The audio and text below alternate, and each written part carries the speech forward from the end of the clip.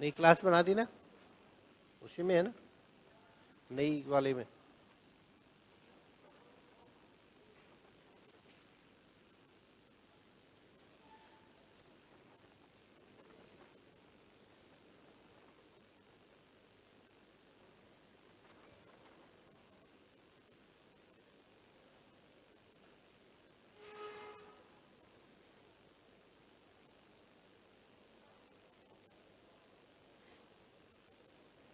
हाँ जी। अब जो बचा हुआ था ना उसको छोड़ देना, ऊप्स वाले कॉन्सेप्ट को, सी प्लस प्लस को अपडेट, जहां पर जितना पेज छूट गया है। अब नई यूनिट और नया सब्जेक्ट।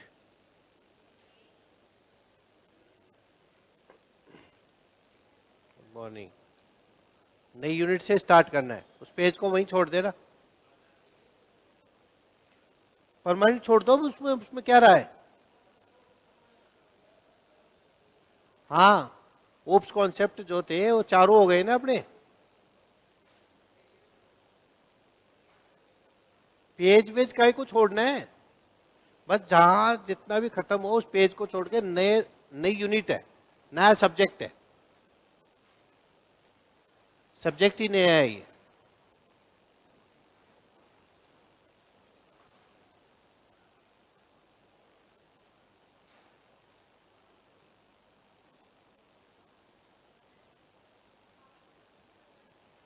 हाँ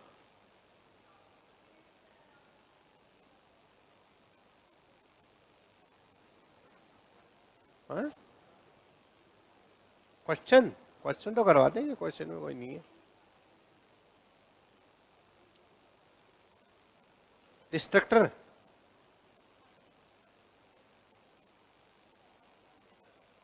आपकी क्या चल रहा था। कंस्ट्रक्टर ओवरलोडिंग हो गया।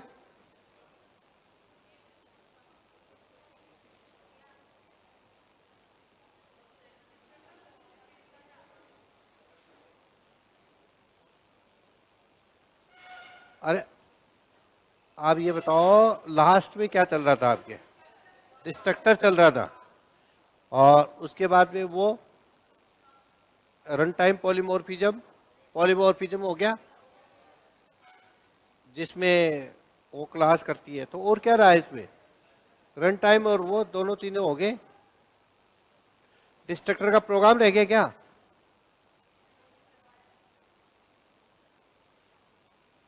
डिस्ट्रक्टर में कितना लिखवाया है मेरे को तो। अच्छा, डिस्ट्रक्टर में थोड़ा सा लिखवाया है, ये कह रहे हो आप। हाँ भाई, डिस्ट्रक्टर मेमोरी को डीएलोकेट करता है आउट ऑफ स्कोप होने के बाद, और ये डिलीट कीवर्ड के माध्यम से मेमोरी को फ्री करता है।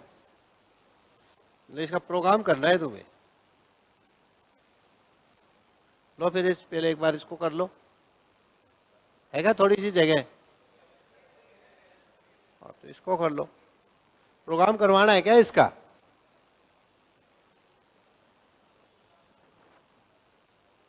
अरे खिलाड़ी,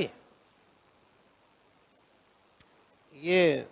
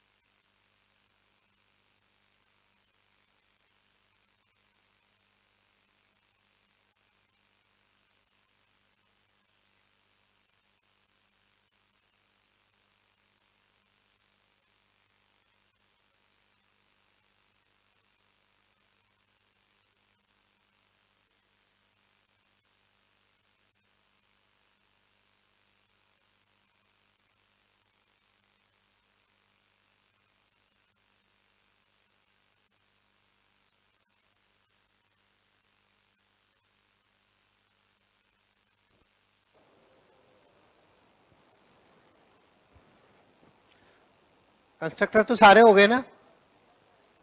अच्छा, कंस्ट्रक्टर में कोई दिक्कत है क्या किसी में? अरे कंस्ट्रक्टर में कोई दिक्कत है क्या? कौन से में? टेबल गिर गई।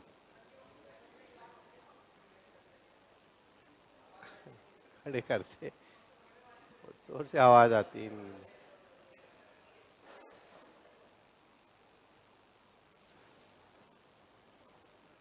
देखो, जो मेमोरी को अलोकेट करता है वो तो क्या कहलाता है? कंस्ट्रक्टर। और जो उसको डी अलोकेट करता है वो डिस्ट्रक्टर कहलाता है। यहां तक अपन ने देख लिया था। डिस्ट्रक्टर मेमोरी को कब डी एलोकेट करता है? जब ऑब्जेक्ट क्या हो जाता है? आउट ऑफ स्कोप हो जाता है। और कंस्ट्रक्टर कब मेमोरी को एलोकेट करता है? ऑब्जेक्ट को क्रिएट करते समय। याद है? और कंस्ट्रक्टर के प्रकार सारे याद हैं क्या? चलो, तो डिस्ट्रक्टर में अपन लिख रहे थे, तो 2 लाइन तो इसमें लिख ली थी कि मेमोरी को क्या करता है भाई, फ्री करता है या डी एलोकेट करता है।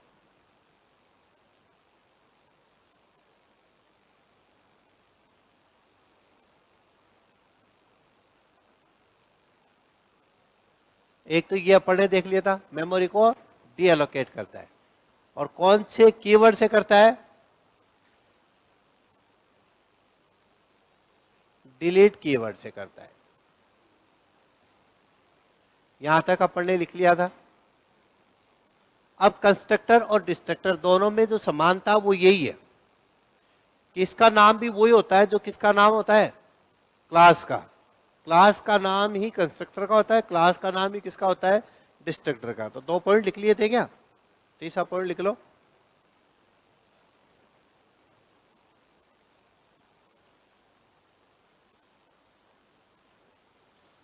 क्लास का नाम और डिस्ट्रक्टर का नाम।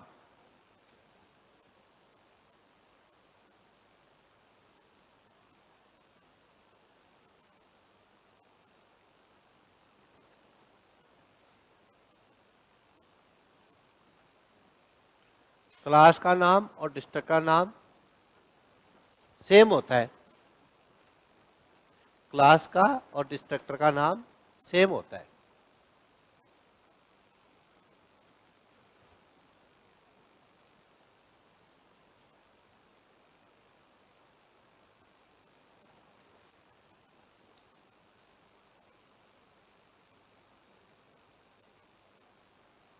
बताओ, यह भी सिर्फ कौन से सेक्शन में काम में आता है? प्राइवेट, पब्लिक या प्रोटेक्टेड? यह भी सिर्फ किस में काम आता है? पब्लिक सेक्शन में। यह भी सिर्फ पब्लिक सेक्शन में काम आता है।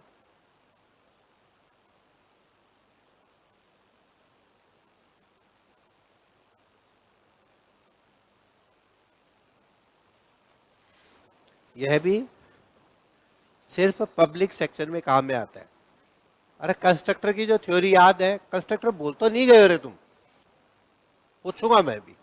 बताओ, कंस्ट्रक्टर का क्या नाम होता है? जो कंस्ट्रक्टर कौन से सेक्शन में आता है? कंस्ट्रक्टर का रिटर्न टाइप क्या होता है? कुछ भी नहीं होता है। याद है? कंस्ट्रक्टर को कॉल करने की जरूरत पड़ती है, अपने आप कॉल होता है? अपने काम कॉल होता है। कब कॉल होता है? ऑब्जेक्ट को क्रिएट करते समय। तो ये तो सारी चीजें इसके साथ है। ये भी वही नाम होता है जो किसका नाम होता है? क्लास का नाम। ये भी किस में आता है? पब्लिक सेक्शन में। इसका भी कोई रिटर्न टाइप होता है क्या? इसका भी कोई रिटर्न टाइप? इसका भी कोई रिटर्न टाइप नहीं होता है। सारी वो क्यों, वही तो है थ्योरी, और है क्या?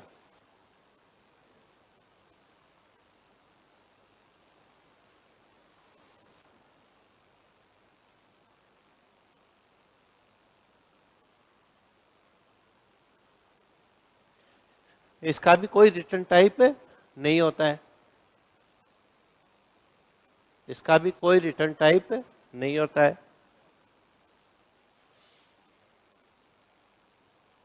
बताओ, इसे कॉल करने की आवश्यकता होती है या ये भी अपने आप ही कॉल होता है? ये भी अपने आप कॉल होता है।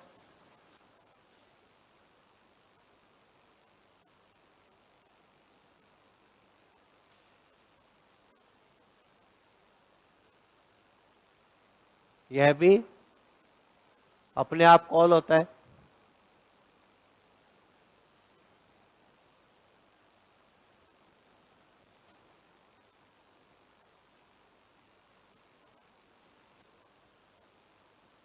अब आपसे पूछेगा भाई जब सारी चीजें कंस्ट्रक्टर वाली ही है तो फिर इसमें अंतर क्या है। एक तो आप कैसे पहचानोगे कि कंस्ट्रक्टर है कि डिस्ट्रक्टर है। जब नाम सेम है, अपने आप कॉल हो रहे हैं, तो कंस्ट्रक्टर डिस्ट्रक्टर में अंतर क्या कैसे करेगा कंपाइलर। तो आपको ध्यान रखना है कंस्ट्रक्टर जो है उससे पहले तो कुछ भी नहीं लगता, लेकिन डिस्ट्रक्टर से पहले वो छोटा सांप क्या होता है, टिल्ड, वो लगाते हैं, जिससे उसकी पहचान हो जाती है कि कंस्ट्रक्टर नहीं क्या है, वो डिस्ट्रक्टर है। तो लिख लो ये वाला साइन।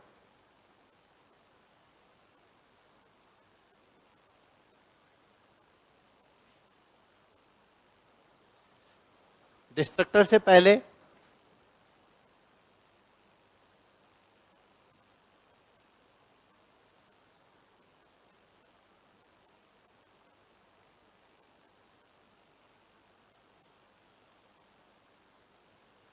डिस्ट्रक्टर से पहले टिल्ड साइन का उपयोग होता है। डिस्ट्रक्टर से पहले टिल्ड साइन का उपयोग होता है।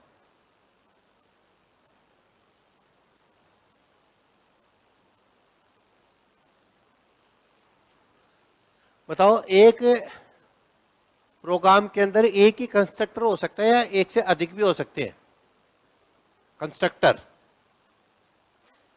और ये क्या पूछ लिया मैंने,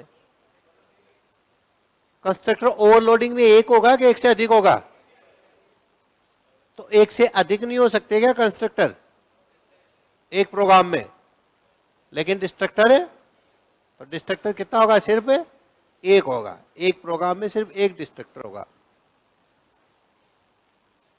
देखो एक प्रोग्राम में सिर्फ, क्योंकि ये तो मेमोरी को फ्री करता है, तो फ्री करने में तो एक ही फ्री कर देगा।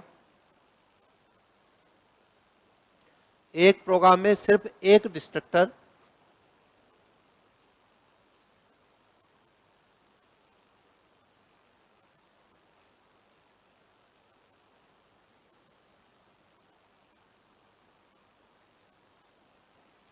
एक प्रोग्राम में सिर्फ एक डिस्ट्रक्टर का उपयोग होता है।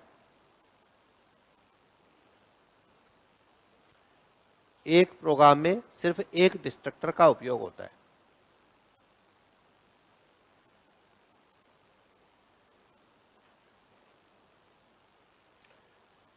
अब बताओ कंस्ट्रक्टर और डिस्ट्रक्टर में अंतर क्या नजर आया आपको,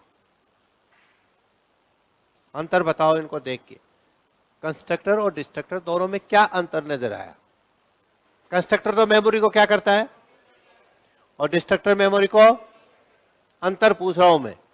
डिस्ट्रक्टर क्या करता है, मेमोरी को डीएलोकेट करता है। अब बताओ कंस्ट्रक्टर जो है वो और डिस्ट्रक्टर जब दोनों को लिखेंगे तो दोनों में अंतर कैसे करेगा कंपाइलर। टिल्ड साइन किससे पहले लगता है, लेकिन किसके पहले नहीं लगता, है ना। अब आपसे पूछेगा ये भी पैरामीटराइज हो सकता है क्या, तो ये पैरामीटराइज नहीं होता है, क्योंकि एक ही होएगा और उसका काम जो है वो मेमोरी को फ्री करना है, इसलिए ये पैरामीटराइज नहीं होता है। लेकिन कंस्ट्रक्टर पैरामीटराइज होता है।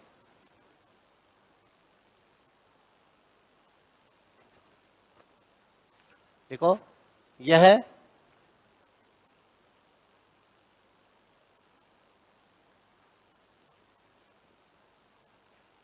पैरामीटराइज,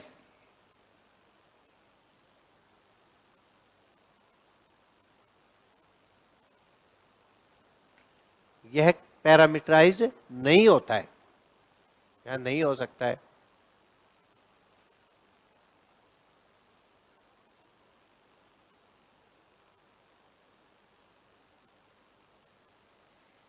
शाबाश भाई, ऑनलाइन वाले बच्चे भी आ गए। तो अंतर अब समझ गए आप, एक तो सिमिलरिटी समझ गए और एक अंतर समझ गए। कंस्ट्रक्टर डिस्ट्रक्टर दोनों में सिमिलरिटी और अंतर बता सकते हो कंस्ट्रक्टर डिस्ट्रक्टर में। पहले तो सिमिलरिटी बताओ, समानताएं क्या क्या है, सिमिलरिटी बताओ। देखे दोनों में, दोनों अपने आप कॉल होते हैं, पहली सिमिलरिटी होगी। दूसरा, दोनों कौन से सेक्शन में आते हैं, पब्लिक सेक्शन में आते हैं, दूसरी सिमिलरिटी। तीसरी, जो क्लास का नाम होता है वही इन दोनों का नाम होता है, तीसरी सिमिलरिटी। सिमिलरिटी आ गई। अब अंतर बताओ, अंतर क्या है? एक तो मेमोरी को अलोकेट करता है, दूसरा मेमोरी को डीअलोकेट करता है। दूसरा अंतर, वो पैरामीटराइज हो सकता है कंस्ट्रक्टर, लेकिन ये पैरामीटराइज नहीं हो सकता। तीसरा अंतर, तीसरा, उसका उससे पहले क्या नहीं लगता?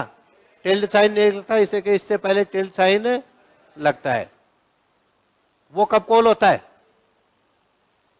कंस्ट्रक्टर ऑब्जेक्ट को क्रिएट करते समय कॉल होता है, और ये आउट ऑफ स्कोप होने पे, ऑब्जेक्ट के आउट ऑफ स्कोप होने पर कॉल होता है।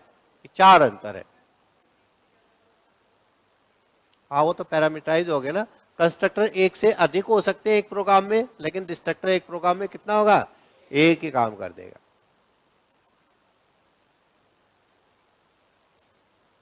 एक पेज छोड़ दो, खुद को लिख के लाना है घर से। क्या क्या लिख के लाओगे? अच्छा, एक पहले काम दिया था वो तो लिख लाए क्या? क्या दिया था? कंस्ट्रक्टर ओवरलोडिंग और फंक्शन ओवरलोडिंग, दोनों में अंतर लिख लाए थे क्या? अब एक इसका बताओ, इसकी क्या क्या लिखोगे? एक तो दोनों की सिमिलरिटी, दोनों में अंतर। अब इसका प्रोग्राम मैं करा देता हूं। हेडिंग डाल दी, दोनों में क्या? सिमिलरिटी, समानता, और दोनों में अंतर।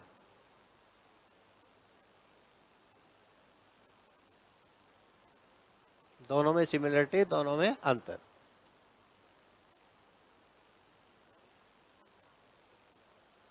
समानता और असमानता। मैं देखूंगा कॉपी, याद में यही करा देता हूं, देख देख के लिख लोगे ना। समानता याद हो गई? समानताएं कौन कौन सी है? समानता मैं बता देता हूं, लिखनी आपको है। दोनों ही क्या है? अपने आप कॉल होते हैं, कंस्ट्रक्टर भी और डिस्ट्रक्टर दोनों ही अपने आप कॉल होते हैं, पहली समानता। दूसरी, दोनों ही कौन से सेक्शन में आते हैं? पब्लिक सेक्शन में आते हैं। तीसरी समानता, दोनों का ही नाम वही होता है जो क्लास का नाम होता है। ये थे समानता। असमानता इसकी चार है। बताओ कौन कौन सी है? एक मेमोरी को अलोकेट करता है, दूसरा मेमोरी को डीअलोकेट करता है। दूसरी, एक से पहले टिल्ड साइन लगेगा, दूसरे के पहले टिल्ड साइन नहीं लगता है। तीसरी, एक पैरामीटराइज हो सकता है, एक पैरामीटराइज नहीं होता है। चौथा, अगर लिखना चाहो ये भी हो सकता है कि एक प्रोग्राम में एक से अधिक कंस्ट्रक्टर हो सकते हैं, लेकिन डिस्ट्रक्टर एक ही होता है। एक कब कॉल होता है? एक ऑब्जेक्ट को क्रिएट करते समय कॉल होता है, और एक ऑब्जेक्ट के आउट ऑफ स्कोप होने पर कॉल होता है। लिख दोगे? और समानता में आप एक और भी लिख सकते हो।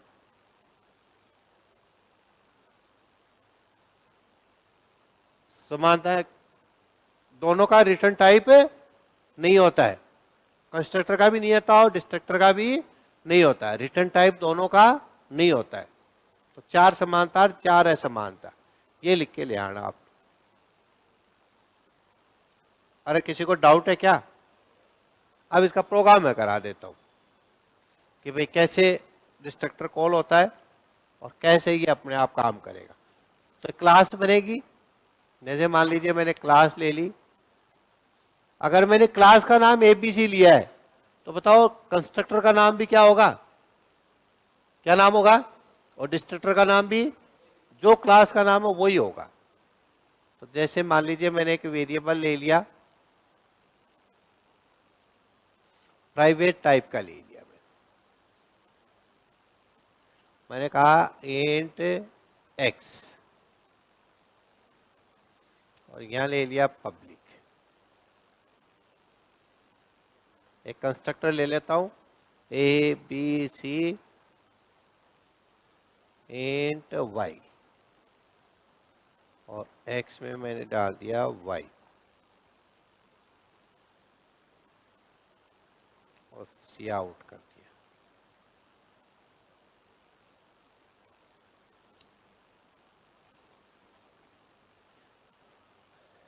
अब मैंने ले लिया डिस्ट्रक्टर।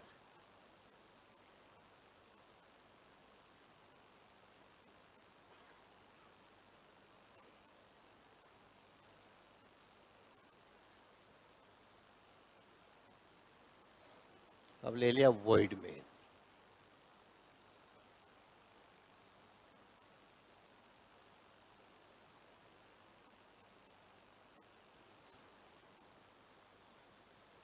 ABC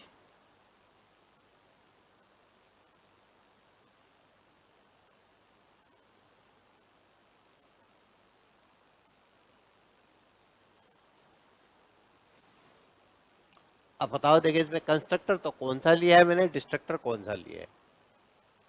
दोनों है इसमें।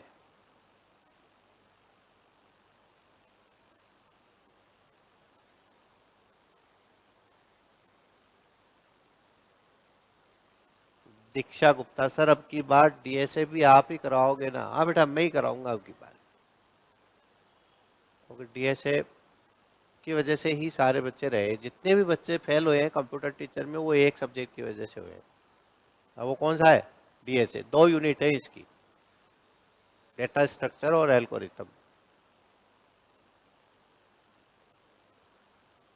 15 क्वेश्चन आ गए इसके, 15 के 15 टच ही नहीं करे बच्चों ने।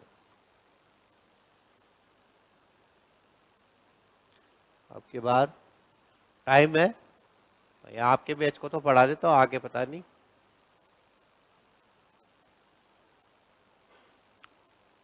थोड़ा टफ है, लेकिन उसको अब टाइम है, आराम आराम से पढ़ेंगे तो हो जाएगा। बहुत टफ थोड़ी है, टफ ही तो है। कर लेंगे। वो कॉन्सेप्ट ही पढ़ लिए, डेटा स्ट्रक्चर भी पढ़ेंगे।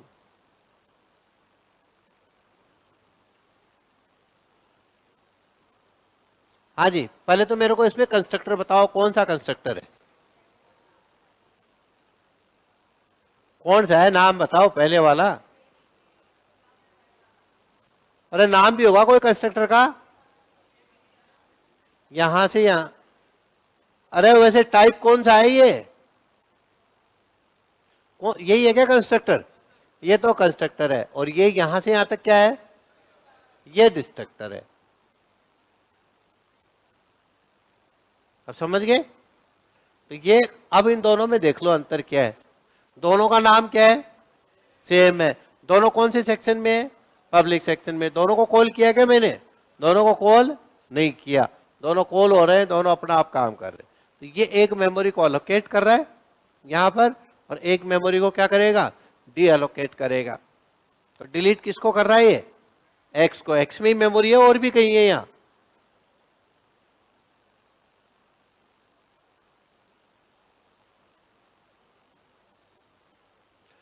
डिलीट वाई भी कर दो। मैंने ये 2 ले लिया यहां पे। कर लिया क्या? इतना लिख लिया? तो इसके delete x comma, x comma तो नहीं लगा सकते, डिलीट एक्स डिलीट वाई करना पड़ेगा। एक और लिख दो यहाँ पे। ये एक और ले रखा है, दोनों। एक को कर दो, दोनों को कर दो। एक को करना चाहते हो, दोनों को। जिसको डिलीट करोगे वो फ्री कर देगा ये मेमोरी। ये जिसकी मेमोरी आपको क्या करनी है? फ्री करनी है, डिलीट करनी है, कि अब इसमें कोई मेमोरी नहीं है, तो वो फ्री हो जाएगी। दोनों को करना चाहो तो डिलीट एक्स, और नीचे क्या लिख देना? Delete y. वो आपके ऊपर डिपेंड करता है, लेकिन एक जगह ही लिखना ही है, एक बारी। डिलीट करने का काम एक बार ही होगा। अब बताओ, ये पैरामीटराइज हो सकता है क्या? यहाँ कोई भी वैल्यू आ सकती है क्या इसमें? इसमें कोई भी वैल्यू आ सकती है क्या? नहीं आ सकती। लेकिन इसमें कोई भी वैल्यू आ सकती है, क्योंकि ये पैरामीटराइज होता है, वो पैरामीटराइज नहीं होता है। इससे पहले किसका साइन उपयोग हो रहा है? टिल्ट का। और इससे पहले कोई टिल्ट साइन का उपयोग नहीं हो रहा है। ये मेमोरी को क्या करता है? एलोकेट करता है। ये मेमोरी को डिलीट करता है, फ्री करता है।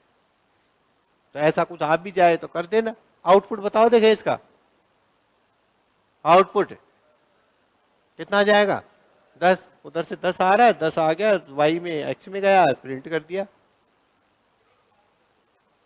डिलीट वाई कर, वाई वाले भी फ्री हो जाएगी मेमोरी। आउटपुट तो सेम आएगा, आउटपुट होने के बाद होएगा ये तो काम। ये काम कब होगा, सारा काम हो लेगा, आउटपुट देख लोगे, जब बंद करोगे आउट ऑफ स्कोप का मतलब काम खत्म, तब होएगा ये। पहले ही कर देगा तब तो काम ही नहीं होएगा आपका। तो इनकी फिक्स है। हाँ, क्वेश्चन एक तो ये इतनी सारी थ्योरी लिखाई है, इनमें से पूछ सकता है ना। हाँ, थ्योरी आती है इनके, प्रोग्राम नहीं आते। प्रोग्राम आ भी जाए तो ये ऐसे आएगा, कर देना। हाँ, मेमोरी तो आप अगर ये पूछे कि इसमें कितनी मेमोरी एलोकेट होएगी, तो आप ऑब्जेक्ट देख लेना कितने हैं, ए बी सी डी गिन लेना कितने हैं। इंटीजर के हैं तो 2 से गुणा कर देना, फ्लोट के हैं तो 4 से गुणा कर देना। लेकिन इनमें से प्रोग्राम वगैरह कभी आए नहीं है, क्योंकि इसके प्रोग्राम टफ तो होते नहीं है, थ्योरी में अटकाता है वो। प्रोग्राम किसी भी एग्जाम में नहीं आते इनके। अब जैसे डीएस है, अब डीएस के मैं काम के प्रोग्राम कराऊं तो का, लेकिन प्रोग्राम सिर्फ समझाने के लिए, बाकी पूरी थ्योरी आती है, इनके बड़े बड़े प्रोग्राम बनते हैं। तो प्रोग्राम, और प्रोग्राम में पूछेगा क्या वो, अब ये देखे पूछेगा क्या इसमें कंस्ट्रक्टर का नाम क्या है, डिस्ट्रक्टर का नाम क्या है, तो वो ऐसे देखे पूछेगा, तो थ्योरी देके पूछ लेगा। और फिर भी दे दे तो ये ऐसे आएगा, वो कंस्ट्रक्टर आएगा और क्या आएगा, डिस्ट्रक्टर। तो ये जो बनाया ना, ये पढ़ रहे अपन, इसका नाम है, ये है आपका डिस्ट्रक्टर।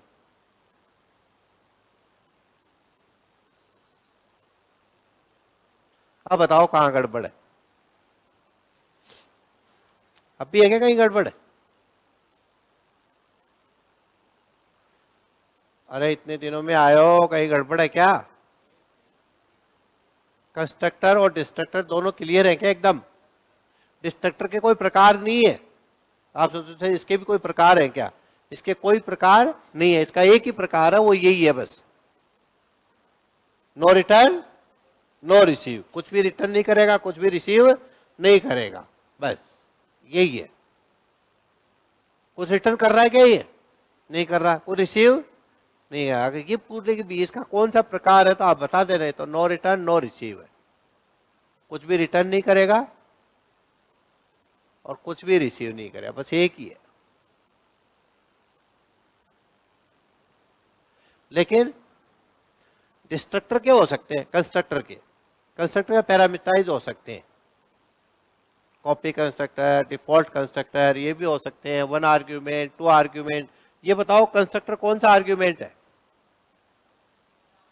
कौन सा है ये 1 आर्ग्यूमेंट कंस्ट्रक्टर।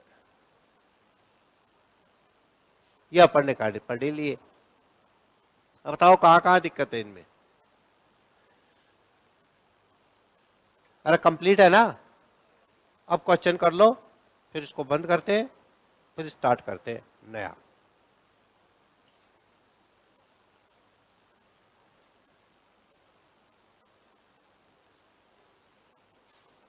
दो यूनिट है वो, बड़े सब्जेक्ट हैं वो, फिर उनको धीरे धीरे आप आराम से पढ़ेंगे, वो आपके आईए में भी काम आएंगे।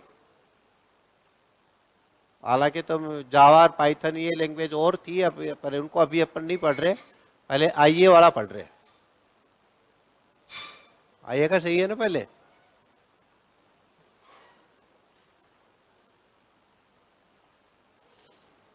क्वेश्चन दे रखे हैं,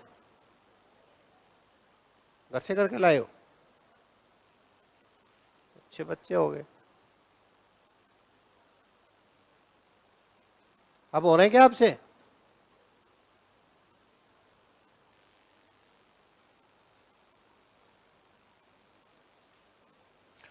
कोई भी दिक्कत है तो पूछ लो, फिर मैं C++ ओप्स कॉन्सेप्ट इनको बंद कर रहा हूं, यूनिटी खत्म है अब ये।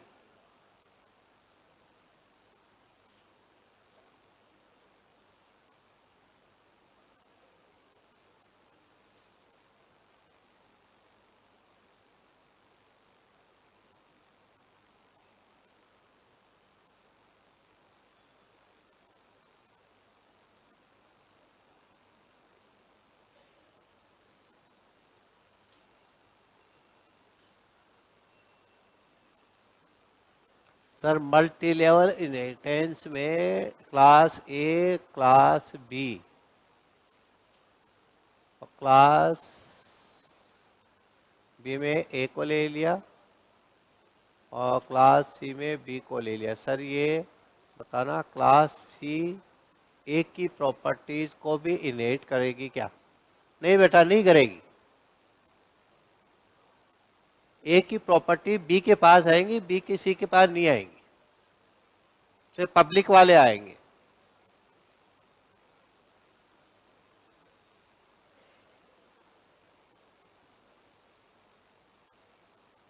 करवा दो। देखो एक बच्चा क्वेश्चन पूछ रहा है कि सर अगर हमने ये ऐसे किया, आप भी बताना, एक ये क्लास है और एक ये क्लास है और एक ये क्लास, तीन क्लास, और ये कह रहा है ABC नाम है इनका, ये इसमें आ गई और ये इसमें आ गई। इसका नाम तो क्या है? A, इस क्लास का नाम B और इसका नाम C है। अब ये कह रहा है कि सर जो C क्लास है ये A क्लास के प्रॉपर्टीज को भी एक्सेस करेगी क्या? A क्लास वाले भी C में आएंगे क्या? इसके इसमें भी आएंगे क्या? ये पूछ रहा है। और कौन से आएंगे बताओ? हाँ,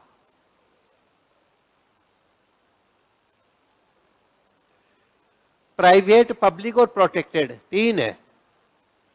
तो इस सी के अंदर ए का भी कुछ आ सकता है क्या? सिर्फ कौन सा आएगा? कौन सा आएगा? पब्लिक। वो तो बिना इनहेरिटेंस के भी आ सकता था। लेकिन बी में क्या क्या आएगा? पब्लिक और प्रोटेक्टेड, उसमें प्रोटेक्टेड भी आएगा और प्राइवेट कहीं भी नहीं आएगा। है? सी में सिर्फ पब्लिक।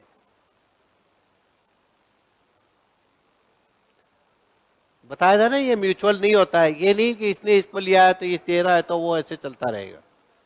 वो सिर्फ इनहेरिट करने वाली क्लास में आता है। करा दो।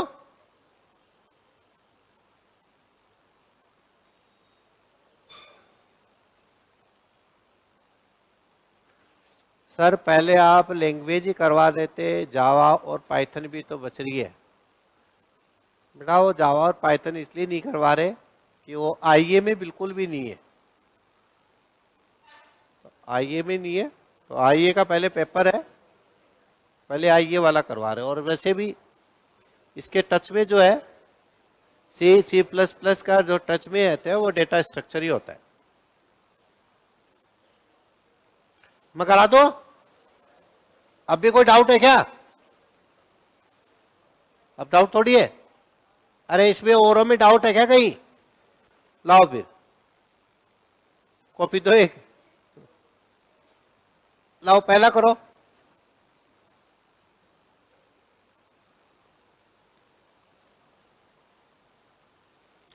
टाइप ऑफ कंस्ट्रक्टर यहां से है क्या? ABC int x equals to 5 y equals to 10 10 एक किस प्रकार का कंस्ट्रक्टर है? बताओ।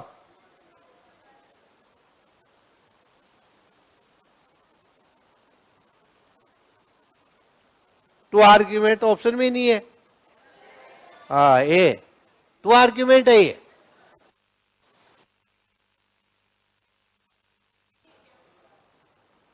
अगर मैं ये कहता आपसे कि ABC, एक तो मैंने कहा इंट x और इंट y, और इसमें कोई भी काम करा रहा हूं, और एक मैंने कहा ABC,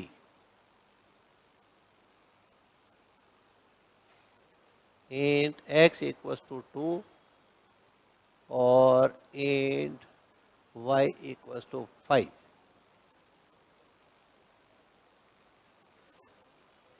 दोनों सेम लग रहे हैं क्या?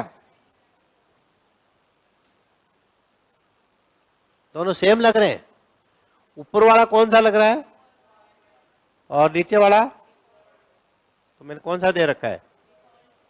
टू आर्ग्यूमेंट क्यों बोले हैं? जल्दबाजी में बस दो दौड़ लिए, दो आ रहे हैं। तो ये कौन सा है? ये किसका एग्जाम्पल है? ये डिफॉल्ट का एग्जाम्पल है, और ये टू आर्ग्यूमेंट का। कैसे पहचाने?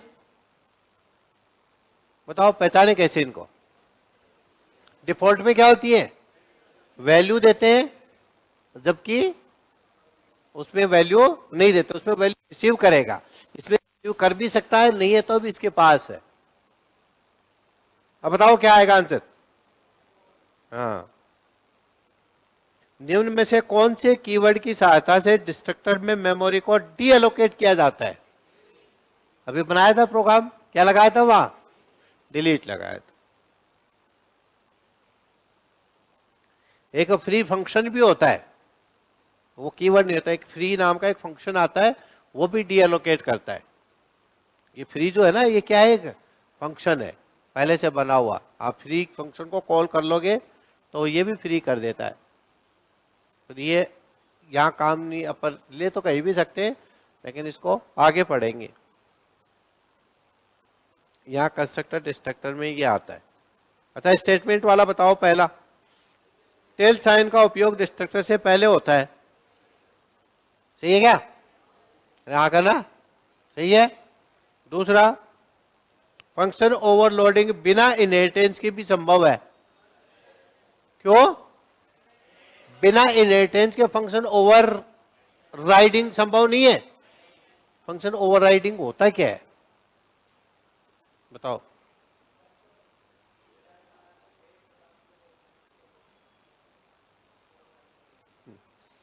मतलब दो क्लास होंगे, एक तो बेस क्लास और एक डिराइव्ड क्लास। दोनों में क्लास फंक्शन का नाम क्या होगा?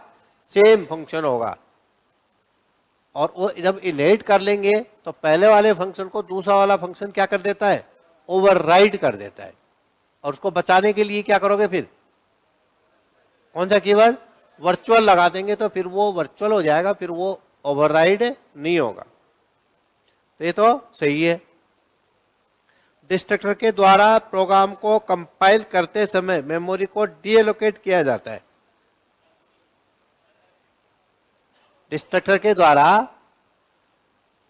प्रोग्राम को कंपाइल करते समय मेमोरी को डीअलोकेट किया जाता है, ये कह रहा है। सही है क्या? सही क्या है? हाँ, आउट ऑफ स्कोप होने पे करता है। कंपाइल करते टाइम कर देगा तो प्रोग्राम ही क्या बचेगा? तो ये क्या हो गया? गलत हो गया। कितने अच्छे अच्छे क्वेश्चन दे तो रखे हैं तुम्हें। डैश डैश डैश कीवर्ड का उपयोग फंक्शन ओवरराइडिंग को बचाने के लिए होता है। किसका? वर्चुअल हो गया। निम्न में से कौन सी इनहेरिटेंस में फंक्शन ओवरराइडिंग हो सकता है? बताओ। सिंगल में हो सकता है क्या? मल्टी लेवल में? मल्टी लेवल में? मल्टीपल में? हाइब्रिड में? हायरार्किकल में? अरे कोई सी भी हो, अगर आपने इनहेरिट किया तो सब में संभव है। तो क्या जाएगा? छठा और देखो, अभी तो बहुत क्वेश्चन दे रखे। Message passing.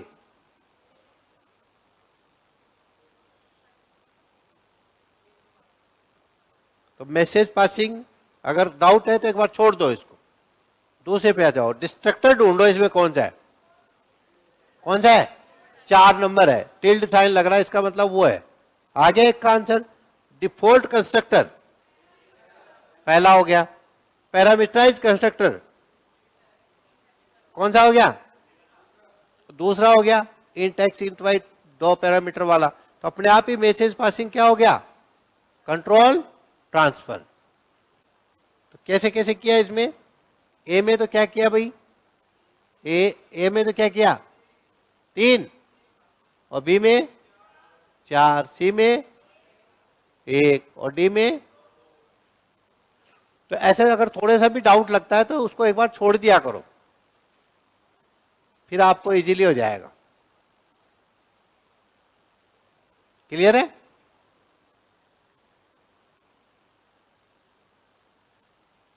अरे इसमें डाउट है क्या?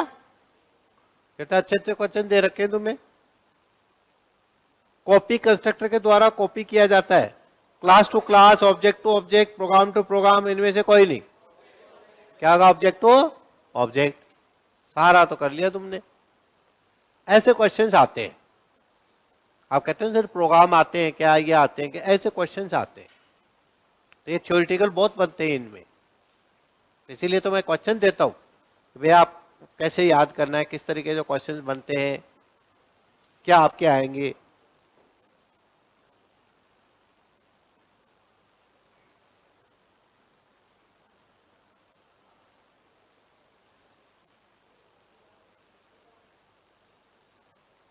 हाँ जी, आप बताओ, फिर इसको फिनिश करेंगे।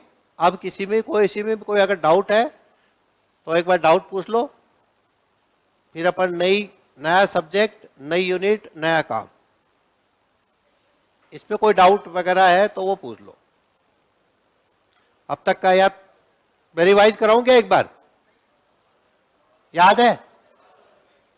या तो आप पूछे या मैं पूछूं? चलो मैं पूछता हूं, बताओ।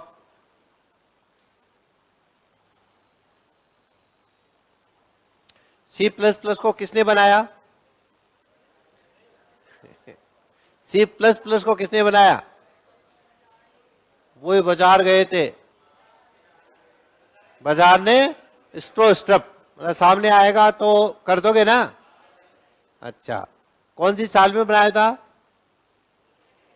1989, 79। ठीक है। फिर कौन सी लेबोरेटरी में बनाया? AT&T में बनाया। बताओ इसके कितने एक्सटेंशन है? एक्सटेंशन कितने हैं C++ के प्रोग्राम के? कितने? 11 एक्सटेंशन है। हालांकि ये नहीं पूछेगा कितने एक्सटेंशन है, मेरे को तो एक तो .c से है और एक .h से है। .c है क्या? .cc, .cpp, .cxx और .c कौन से आ गया?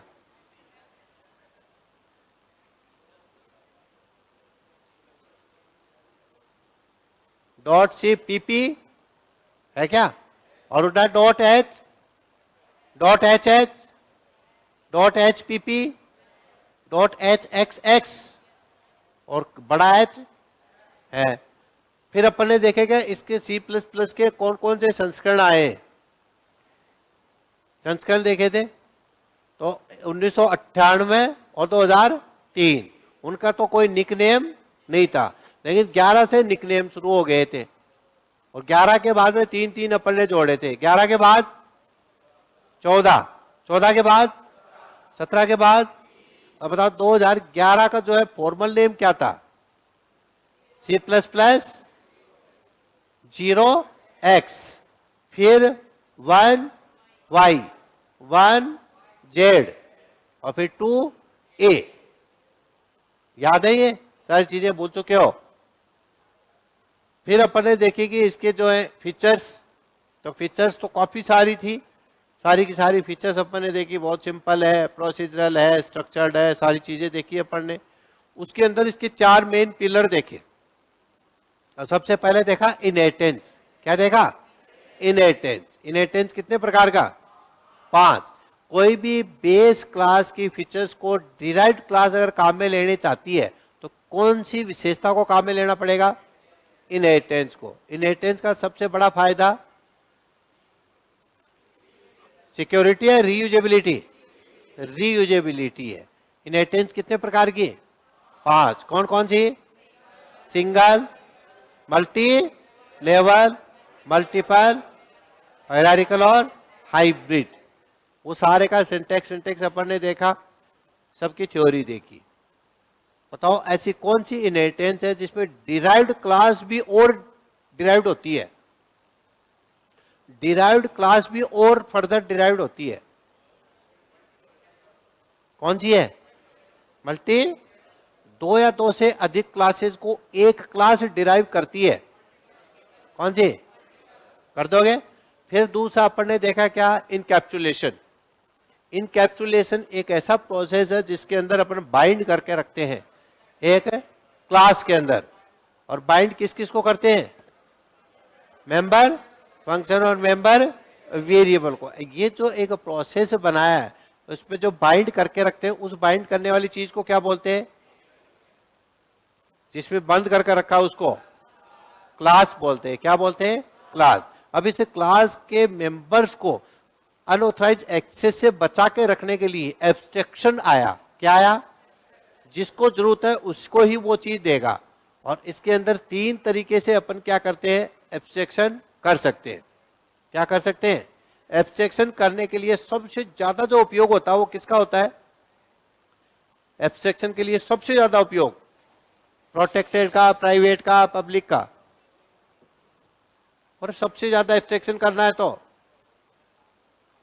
और सबसे ज्यादा छुपा के रखना है, दिखाना ही नहीं है मेरे को, देना ही नहीं है, क्या करूंगा, प्राइवेट। इनकैप्सुलेशन कितने प्रकार का है, दो, तीन। इनकैप्सुलेशन कितने प्रकार का, अरे इनहेरिटेंस कितने प्रकार का, पांच। और इनकैप्सुलेशन तीन। कौन कौन सा, क्लास को इनकैप्सुलेट कर सकते हो, फंक्शन को, वेरिएबल को। तो फिर यहां कैसे गड़बड़ा गया मामला, वो पॉलीमॉर्फिज्म के। फिर आया आपके पॉलीमॉर्फिज्म। क्या आया, पॉलीमॉर्फिज्म कितने प्रकार का, दो। रन टाइम और रन टाइम कितने प्रकार का, रन टाइम, अरे रन टाइम कितने प्रकार का,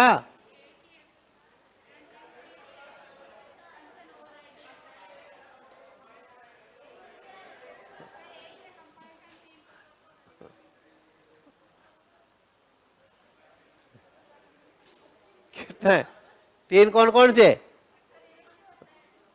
तो रन टाइम कितने प्रकार का है, एक ही है। और वो कौन सा है, फंक्शन ओवरराइडिंग। और कंपाइल टाइम, वो तीन है। कौन कौन सा, फंक्शन ओवरलोडिंग, ऑपरेटर ओवरलोडिंग। और अगर मैं एक ही ऑपरेटर से विभिन्न प्रकार के कार्य करवाता हूं तो वो ऑपरेटर क्या हो जाएगा, फंक्शन ओवरलोडिंग में बताओ, एक फंक्शन होते हैं कि एक से अधिक, सभी फंक्शन का नाम, आर्ग्यूमेंट, काम, सबको एक साथ काम में लेता हूं तो क्या कहलाएगा, ओवरलोडिंग कहलाएगा। कंस्ट्रक्टर ओवरलोडिंग में कंस्ट्रक्टर एक होगा, एक से अधिक, सबका नाम अलग अलग, सबका नाम सेम, पैरामीटर अलग अलग, तो वो क्या कहलाएगा। अच्छा, फंक्शन ओवरराइडिंग क्या होता है, अभी बताया था, उसने कोई सुना हो तो। बेस क्लास और डिराइव्ड क्लास में अगर सेम फंक्शन आ जाता है तो फिर वो पहला वाला बेस क्लास का फंक्शन क्या हो जाता है, ओवरराइड हो जाता है। अब इसको बचा के रखना है तो क्या करेंगे, तो ये सारी चीजें याद कर रखी है, यही तो है, इसमें हो रहा है क्या। अब बताओ कौन से में डाउट है, फिर आगे चलो। कंपाइल टाइम, रन टाइम, देखो ऑनलाइन वाले बच्चे कितने बढ़िया बढ़िया लिख रहे हैं। चलो अब इस चीज को अपने को,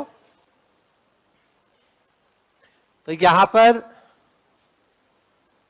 सारे क्वेश्चंस अपन ने सॉल्व कर लिए और देख भी लिया है। फिर अब अगर आप पढ़ते हो और पढ़ते टाइम अगर कोई डाउट हो तो उसको आप यहां पर क्लियर कर सकते हो, कोई दिक्कत नहीं है।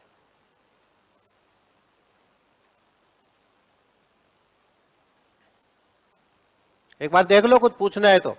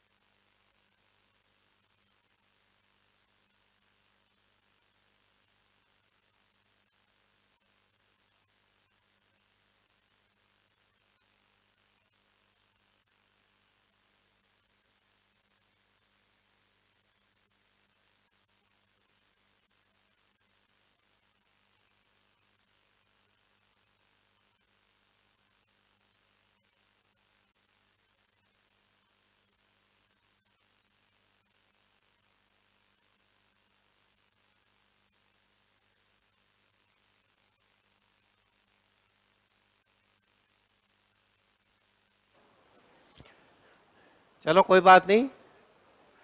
देखो अगर आपकी ये ऐसी अच्छी अच्छी चीजें भी समझ में आ रही है और फिर आपको कोई नहीं रोक सकता, है ना। ये जो आप पढ़ रहे हो बस इनको थोड़ा सा आप देखते रहोगे तो फिर कहीं कोई दिक्कत नहीं आएगी। अब आपके यूनिट नई स्टार्ट हो रही है, ये से यूनिट है आपके सिलेबस में 6 यूनिट है, 6ठी यूनिट है। ये है आपके बेसिक कंप्यूटर इंस्ट्रक्टर।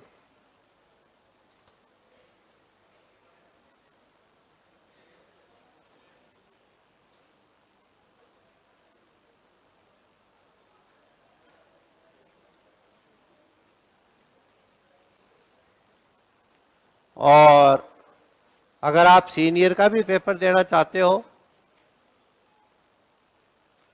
तो उसमें 6ठी और 7वीं यूनिट 2 यूनिट में बटा हुआ है। ये सीनियर कंप्यूटर इंस्ट्रक्टर।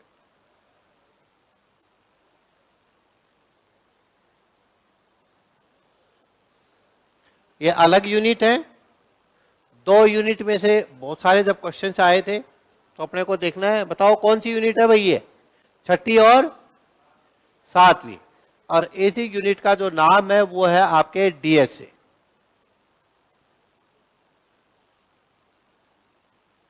अब देखो क्वेश्चंस का कोई अता पता नहीं है किस यूनिट में से कितनी आ जाए किसको।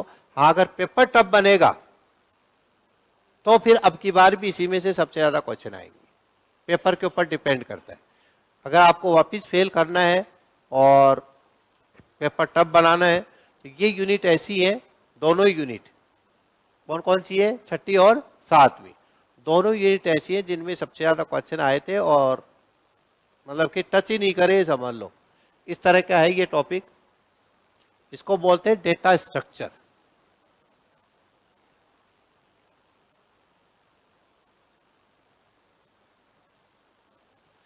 Data structures and algorithms.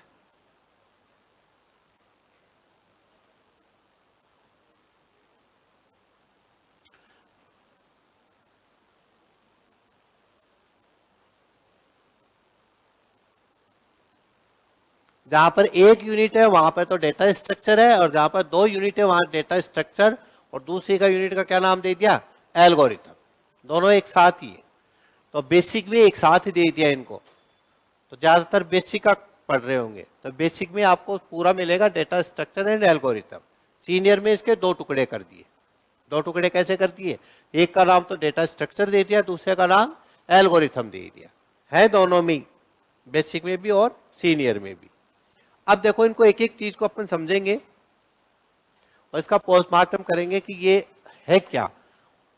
एक तरीके से जैसे सी लैंग्वेज अपन ने पढ़ ली, C++ पढ़ लिया, तो C और C++ के बाद में अगर और अपन आगे चलते हैं तो फिर क्या स्टार्ट हो जाता है, वो डेटा स्ट्रक्चर स्टार्ट हो जाता है। ये डेटा स्ट्रक्चर C में भी आता है, C++ में भी आता है, जावा में भी आता है, पाइथन में भी, जितनी भी लैंग्वेजेज है सब में डेटा स्ट्रक्चर आता है। तो आपके कोर्स में कहीं ये लिखा हुआ नहीं है कि आपको ये डेटा स्ट्रक्चर कौन सी लैंग्वेज का पढ़ाना है, लेकिन जब पता है कि आपके तो सारी लैंग्वेज है, कौन सी लैंग्वेज नहीं है वो आपके कोर्स में, सारी की सारी लैंग्वेज डाल दी, तो सारी लैंग्वेज डाल दी तो आप कोई सी भी लैंग्वेज को आधार मान के इनको पढ़ लो, ठीक है। लेकिन जहां तक होते हैं ये C और C++ के लेवल पे ही आपको बुक्स मिलेंगी, उसी के आपके नोट्स मिलते हैं, उसी का नेट पर आपको मटेरियल मिलता है। कभी आप सोचो कि सर ये डीएसए इन जावा ये भी संभव है क्या, बिल्कुल संभव है। लेकिन जब पढ़ाई होती है कॉलेजों में, अब अगर अपन देखेंगे कि अपन कॉलेज में जब हाई लेवल का कोर्स करते हैं तो इसको C या C++ के द्वारा करवाया जाता है। तो अपने भी ये से करेंगे तो उसको, वो तो सिंटेक्स है, बाकी थ्योरी तो जो है सब की एक जैसी है। तो अपन इनको पढ़ेंगे। सबसे पहले डेटा स्ट्रक्चर और एल्गोरिथम। कितने शब्द हैं इसमें, 3 शब्द है। पहला तो कौन सा है, डेटा है, दूसरा कौन सा है, स्ट्रक्चर है, और तीसरा कौन सा है, एल्गोरिथम। पहले तो इसका पोस्टमार्टम करेंगे कि भाई तीनों में पढ़ना क्या है, तीनों में क्या क्या चीज आएगी आगे चल के अपने पास। तो डेटा के बारे में तो अपन ज्यादातर जानते हैं, बेसिक में भी डेटा के बारे में सब जानते हैं कि कंप्यूटर को जो भी आप देखिए पूछ के देखो बेसिक सा क्वेश्चन, निम्न में से डेटा किससे संबंधित है? एक एफओसी का क्वेश्चन पूछ रहा हूं, इनपुट से, आउटपुट से, प्रोसेस से, मेमोरी से। निम्न में से डेटा किससे संबंधित है? इनपुट से, प्रोसेस से, आउटपुट से, मेमोरी से।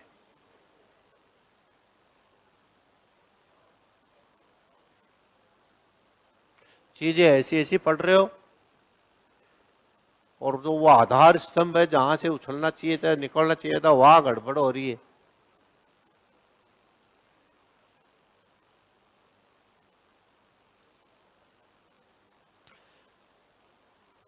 देखो सबसे पहले तो डेटा का बेसिक तो कम से कम आना ही चाहिए कि डेटा होता क्या है, डेटा किससे संबंधित है, डेटा होता क्या है, ये सारी की सारी चीजें आपको आनी चाहिए भाई।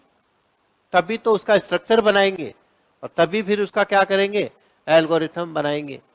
जब अगर डेटा ही नहीं पता होगा तो देखो डेटा वैसे तो कंप्यूटर में कई तरह का है, अपने जो काम में आता है मैं उसके बारे में बात कर लेता हूं। डेटा का मतलब ऐसे कोई भी इकाई, कोई भी छोटी सी चीज जो आप कंप्यूटर को इनपुट के रूप में देते हो।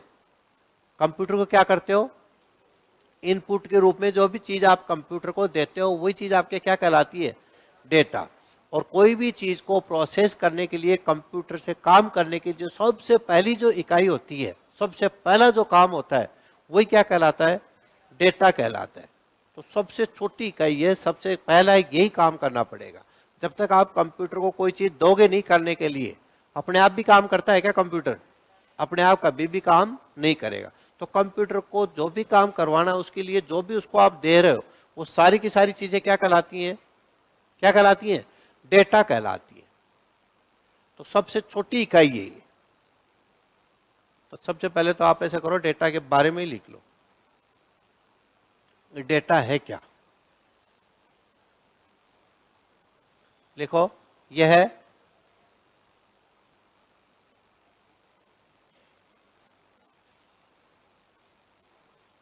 डेटा स्ट्रक्चर के लिए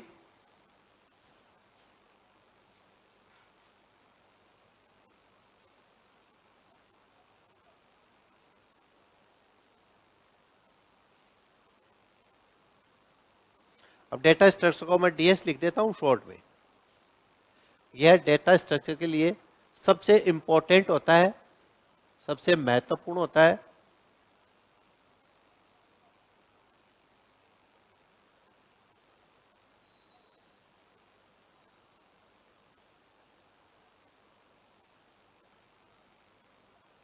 जिसे सबसे महत्वपूर्ण होता है, जिसे यूजर के द्वारा, जिसे यूजर के द्वारा उपलब्ध करवाया जाता है, जिसे यूजर के द्वारा उपलब्ध करवाया जाता है।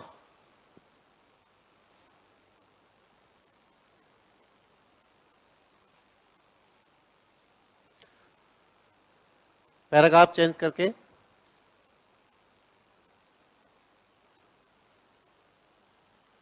अर्थात यह है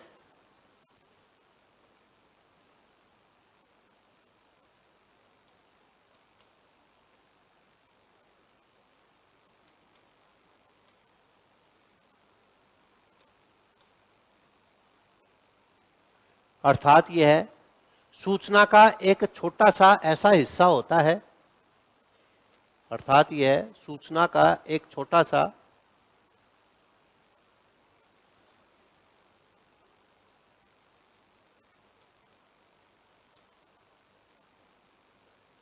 अर्थात यह सूचना का एक छोटा सा ऐसा हिस्सा होता है जिसे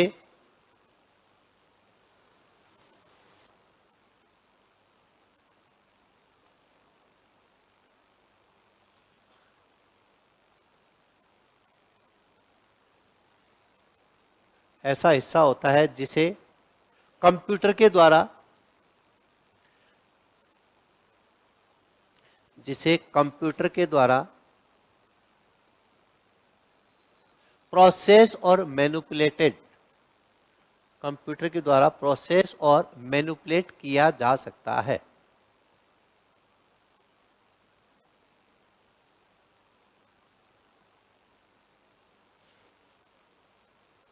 प्रोसेस और मैनिपुलेट किया जा सकता है।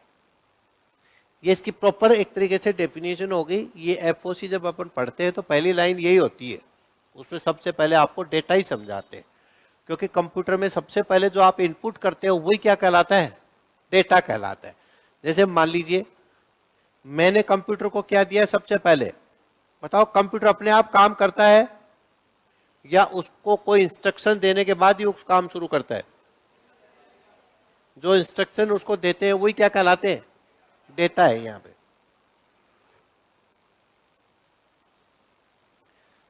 जो कंप्यूटर को आपने डेटा दे दिया, ये डेटा देने के बाद कंप्यूटर उसको क्या करेगा, क्या करेगा, प्रोसेस करेगा। तो कंप्यूटर उसको कर दिया क्या, प्रोसेस कर दिया। और प्रोसेस करने के बाद आपको क्या मिलेगी भाई, नॉलेज मिलेगी। क्या मिलेगी, इंफॉर्मेशन मिलेगी।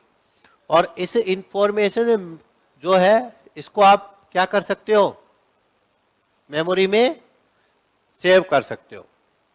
और मेमोरी में सेव करने के बाद अगर इसको और आगे ले जाओ तो इससे जब मेमोरी में सेव कर दिया, इंफॉर्मेशन आपने सुन ली, तो आपका नॉलेज बढ़ा कि नहीं बढ़ा, नॉलेज बढ़ा।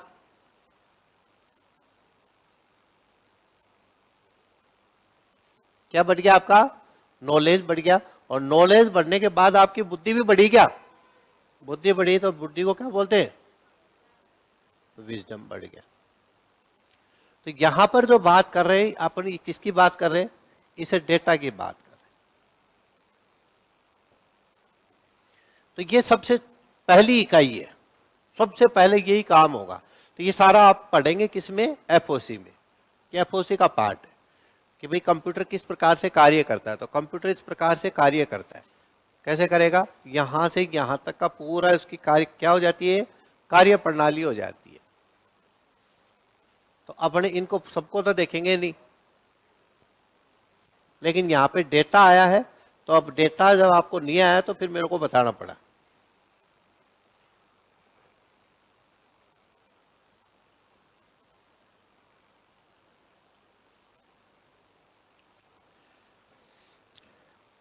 अब बताओ डेटा किससे संबंधित है, मैंने जो क्वेश्चन पूछा था उसका आंसर अब आ जाएगा। बताओ डेटा किससे संबंधित हो गया भाई, अरे अब भी नहीं बता पा रहे क्या, इनपुट से। और इंफॉर्मेशन किससे संबंधित हो गई, आउटपुट से। तो इसीलिए तो लिखा है any piece of information, information का कोई भी छोटा सा हिस्सा, any piece of information that can be processed और manipulated by the computer, computer के द्वारा क्या की जाएगी, वो प्रोसेस की जाएगी। तो इसका छोटा सा जो हिस्सा है वही आपके क्या कहलाती है, डेटा कहलाता है। अब बताओ डेटा प्रोसेस हो चुका है या प्रोसेस होने से पहले की स्थिति है ये, या प्रोसेस हो चुका है, बताओ देखें। एक आपसे ये क्वेश्चन पूछ सकते हैं कि डेटा प्रोसेस हो चुका है या होने से पहले की स्थिति है, तो पहले की स्थिति है। इसका मतलब पहले से है, इसका मतलब डेटा स्ट्रक्चर में पहले से आपके पास में डेटा होना चाहिए। स्ट्रक्चर बनाने के लिए क्या होना चाहिए, डेटा होना चाहिए। तो वो डेटा जो है वो अपन पढ़ रहे हैं। तो ये डेटा होगा तभी अपने क्या बनेगा, स्ट्रक्चर बनेगा। तो डेटा होगा और फिर अपन उसको क्या करेंगे, प्रोसेस करेंगे। और प्रोसेस करने के लिए इनके बीच में अपने स्ट्रक्चर को लेंगे। तो स्ट्रक्चर तक जाने के लिए ये। अब बताओ जो है डेटा, अगर आपसे पूछे कि डेटा स्ट्रक्चर में रो फैक्ट्स और फिगर्स क्या कहलाते हैं, क्वेश्चन अगर आपके आ गया, इसको क्वेश्चन नहीं दिए गया, क्वेश्चन याद क्यों नहीं दिला रहे हो तुम,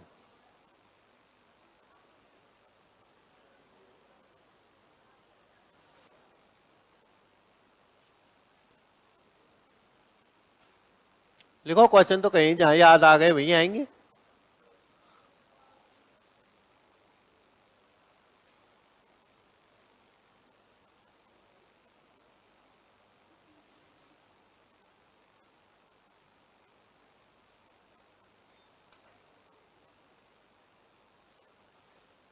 डेटा स्ट्रक्चर के अंतर्गत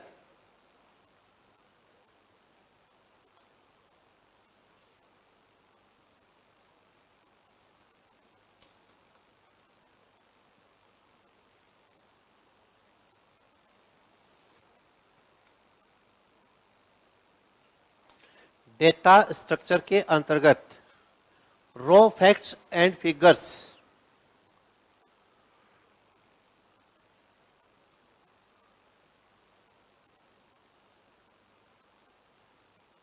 रॉ फैक्ट्स एंड फिगर्स को किस नाम से जाना जाता है?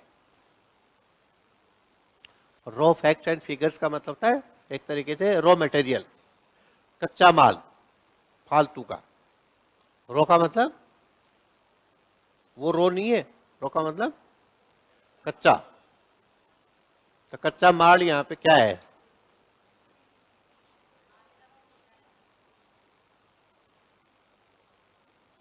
हाँ,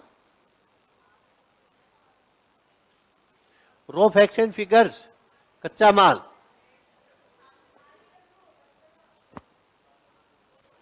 अच्छा,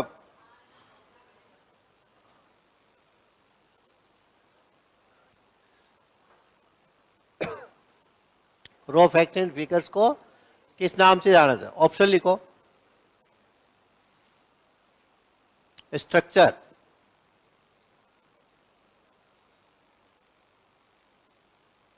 एल्गोरिथम,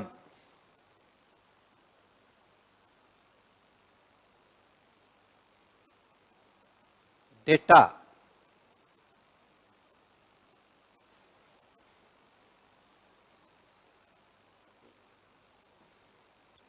फंक्शन।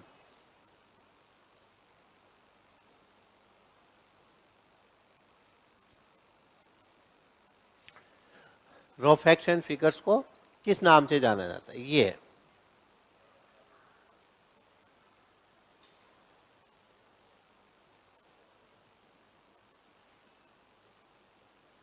लिख लिया? आप तो इतना पढ़ लिया इसलिए जवाब दोगे ही।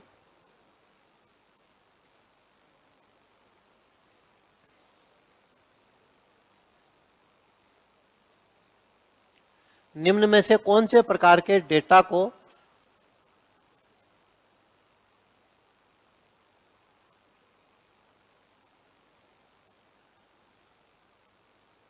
निम्न में से कौन से प्रकार के डेटा को डेटा स्ट्रक्चर में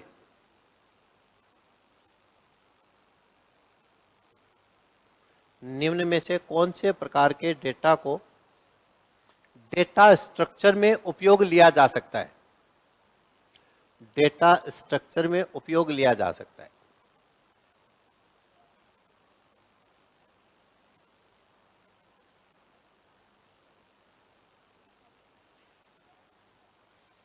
न्यूमेरिक,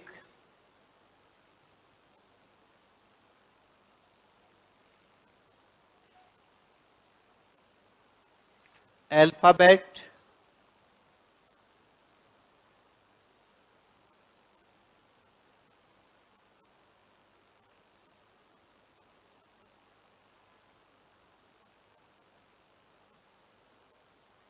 अल्फा न्यूमेरिक। निम्न में से कौन से डेटा को उपयोग में लिया जा सकता है?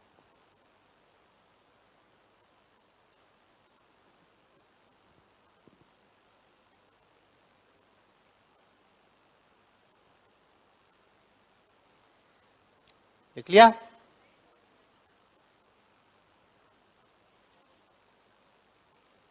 Numeric, alphabet, alpha numeric. लिख लिया होगा?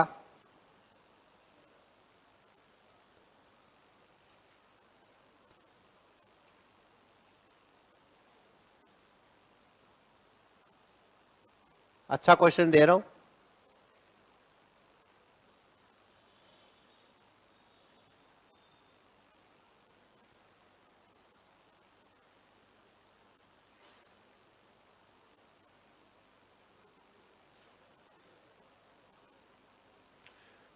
बूल एक किस प्रकार का डेटा टाइप है? बूल बूल एक किस प्रकार का डेटा टाइप?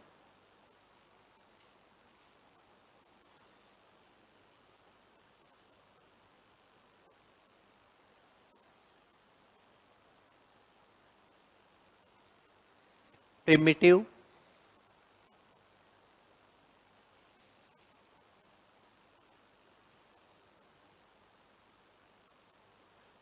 नॉन प्रिमिटिव,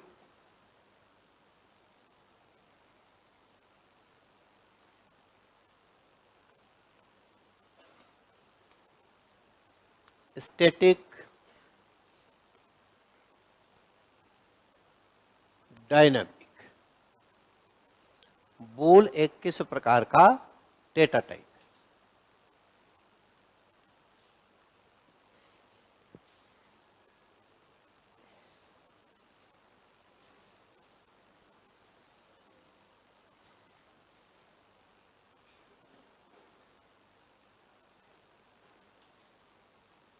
दे रहे हो इसका जवाब?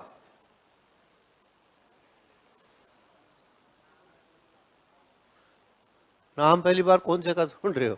अच्छा, बूल का, तो इसकी जगह दूसरा कर दूं, स्ट्रिंग कर लो इसकी जगह, स्ट्रिंग, STRING, वो बता दो। वो पहली बार सुना है। फ्लोट तो सुना का, FLOAT, फ्लोट। इंट, कैर, फ्लोट, ये तो सुने हैं क्या? ये कर लो इसकी जगह। फिर तो देते तो दे ही देते जवाब। सुनने की बात नहीं, ये कहो ये नहीं, ये भी नहीं सुने, तब गड़बड़ है।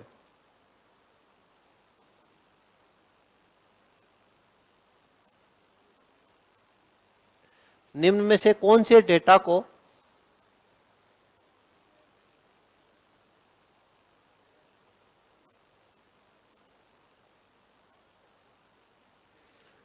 निम्न में से कौन से डेटा को डेटा स्ट्रक्चर में निम्न में से कौन से डेटा को डेटा स्ट्रक्चर में सबसे अधिक उपयोग में लिया जाता है?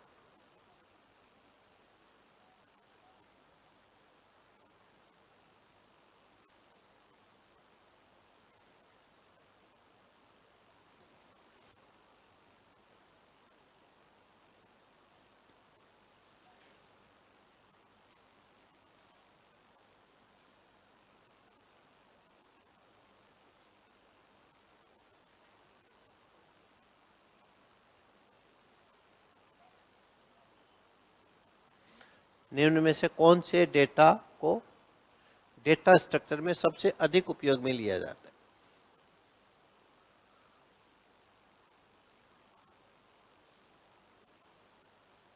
अगर ये दोनों यूनिट अगर आपने अच्छे से कर ली तो आपको कोई भी नहीं रोकेगा। फिर तो ये समझ लो आप टॉप वाली श्रेणी में आ जाओगे, ऐसे इसको अच्छे से पढ़ लोगे तो। क्योंकि ये थोड़ा सा हटके है, बाकी ऐसे नहीं है, क्योंकि इसमें बेसिक भी है। अभी तक तो बेसिक ही चल रहा है, अभी तो डेटा ही है, स्ट्रक्चर तो आया ही नहीं, स्ट्रक्चर का तो क्वेश्चन ही नहीं दिए मैंने।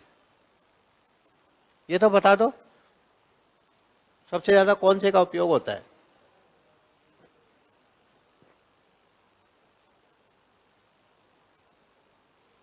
नहीं आ रहा? ये नाम पहली बार सुन रहे हो क्या? आपके अभी एफओसी रह रहा है क्या? हाँ, आपका रह रहा है। ये एनालॉग डिजिटल वाला हो गया, एनालॉग डिजिटल तो हो गया, तब तो इसका दे दो जवाब। चलो मैच द फॉलोइंग का लो, अच्छा क्वेश्चन देता हूं।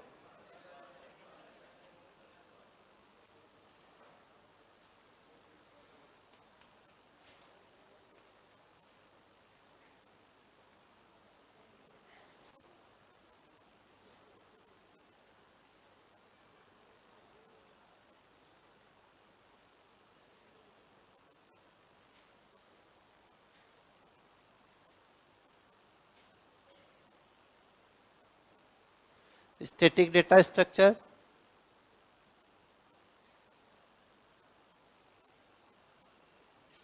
डायनामिक डेटा स्ट्रक्चर,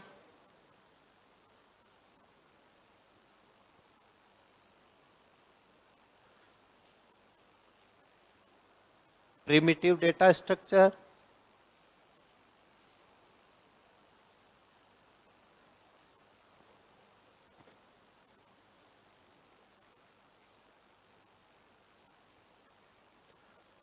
और non primitive data structure.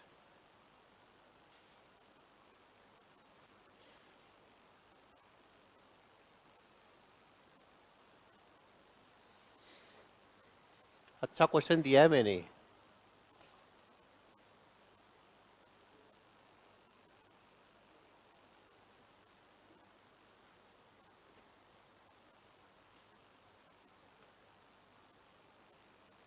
String, array,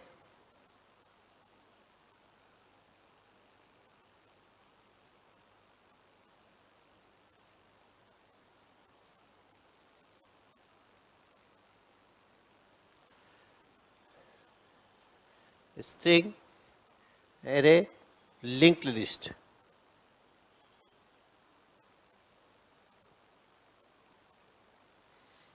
एक ऑप्शन दो के टच करेगा, primitive, non primitive, graph, tree दे देता हूं।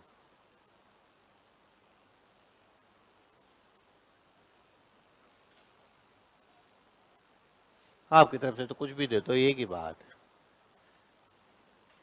Static data structure, dynamic data structure, primitive data structure और नॉन प्रिमिटिव डेटा स्ट्रक्चर, ये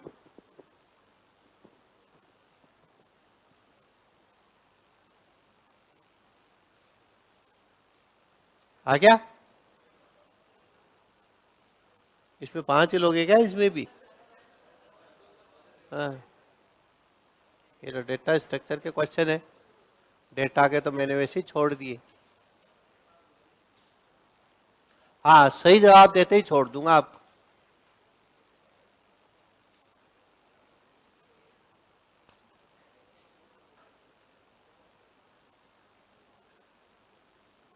निम्न में से कौन सा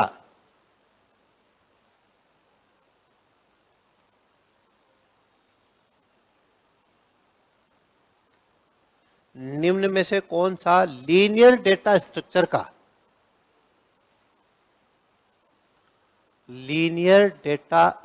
का प्रकार नहीं है?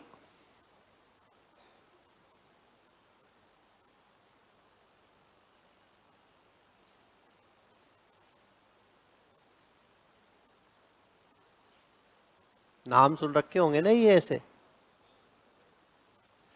Graph, stack, link list, Q.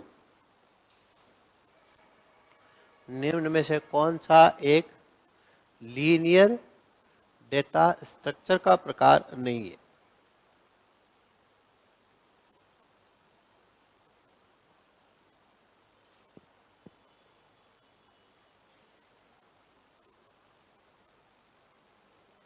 True और फॉल्स वाला नहीं दिया ना? ये आया क्या किसी को? ग्राफ, स्टैक, लिंक्ड लिस्ट और क्यू। अब इनको देख के कुछ याद आ रहा होगा सीनियर का, जूनियर का पेपर पिछली बार वाला। यही वो टॉपिक्स है जिनको टच ही नहीं किया। Stack, Q, link list, graph, tree ऐसे देखते ही छोड़ दिया था, उनको ही करना है। पहला स्टेटमेंट लिखो,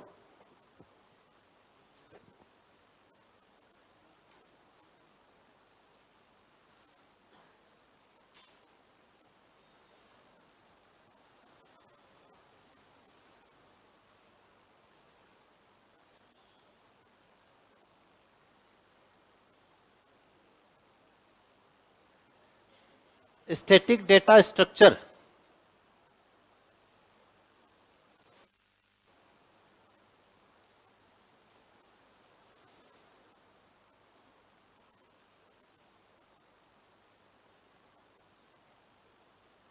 स्टैटिक डेटा स्ट्रक्चर की साइज को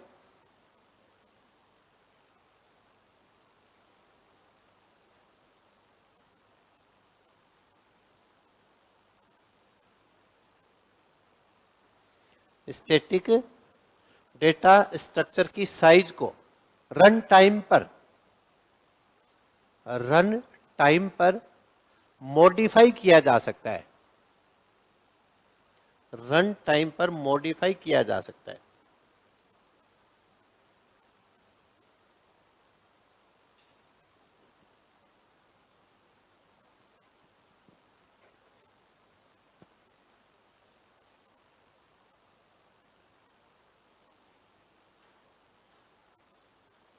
मॉडिफाई किया जा सकता है।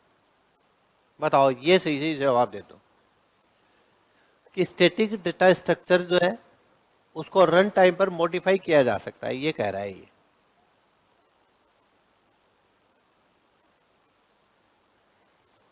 कहने तो कह रहा है, तो हमारे क्या ले रहे,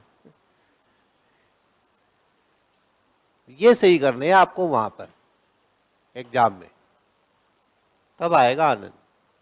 नेक्स्ट लिखो।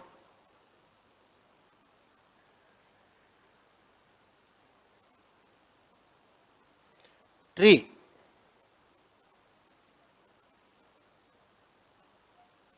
And graph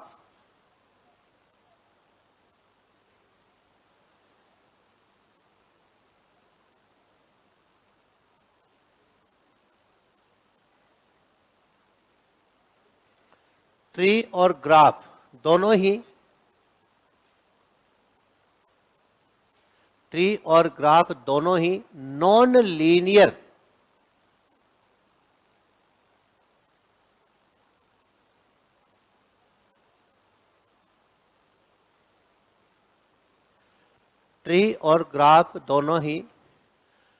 non linear data structure के उदाहरण है। नॉन लीनियर डेटा स्ट्रक्चर के उदाहरण होते हैं। ट्री और ग्राफ दोनों ही नॉन लीनियर डेटा स्ट्रक्चर के उदाहरण होते हैं।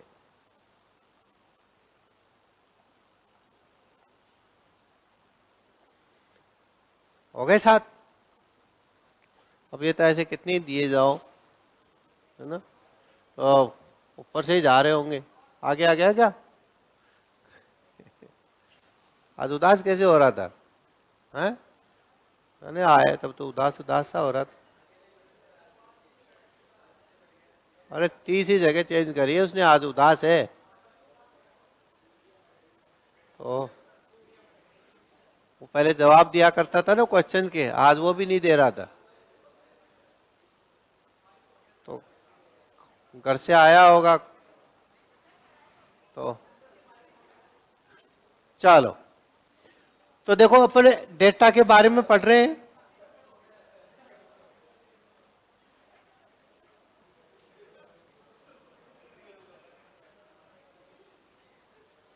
मैं इसमें और देने पड़ेंगे, फिर मैं एक टॉपिक को एक साथ ही ले लूंगा। इसमें एल्गोरिथम के इनके क्वेश्चन और लिख रहा हूं।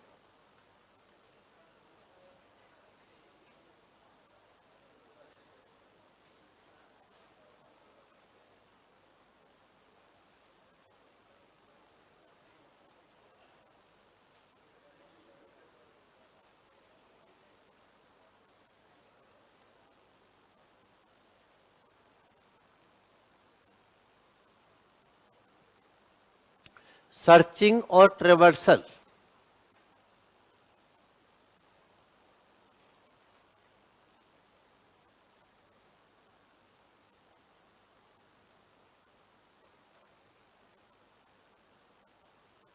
सर्चिंग और ट्रेवर्सल दोनों ही किसका हिस्सा होते हैं? दोनों ही किसका हिस्सा होते हैं? डेटा, दूसरा स्ट्रक्चर, तीसरा एल्गोरिथम,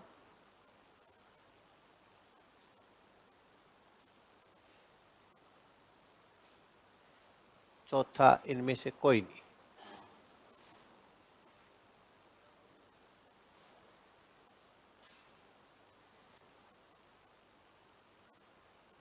दो देखें इसका जवाब। सर्चिंग और ट्रेवर्सल दोनों ही इनमें से डेटा का है, स्ट्रक्चर का है या एल्गोरिथम, यही तो इसका पूरा नाम, डेटा स्ट्रक्चर एंड एल्गोरिथम। तो दोनों किसका हिस्सा होते हैं?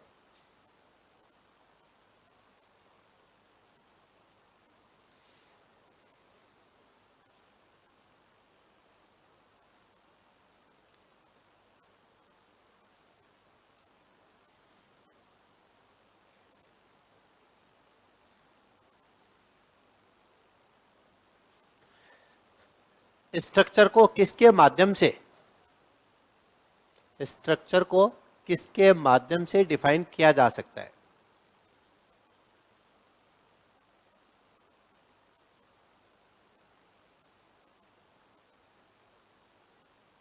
लिंक्ड लिस्ट,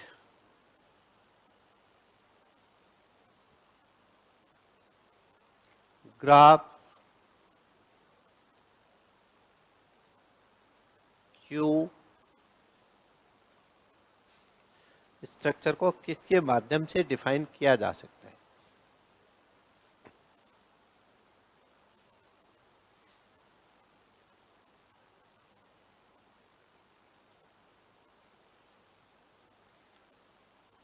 आठ हो गए क्या? 9 हो गए। एक को लिख लो, एल्गोरिथम का ही दे देता हूं।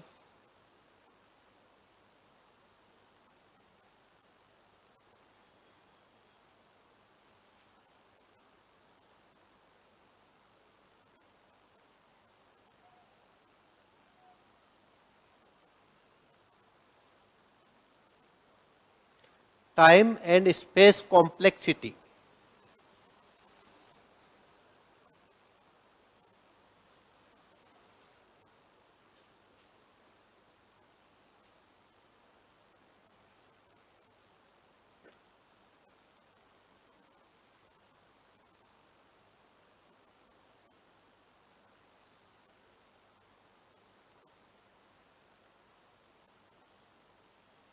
टाइम एंड स्पेस कॉम्प्लेक्सिटी को किसके माध्यम से,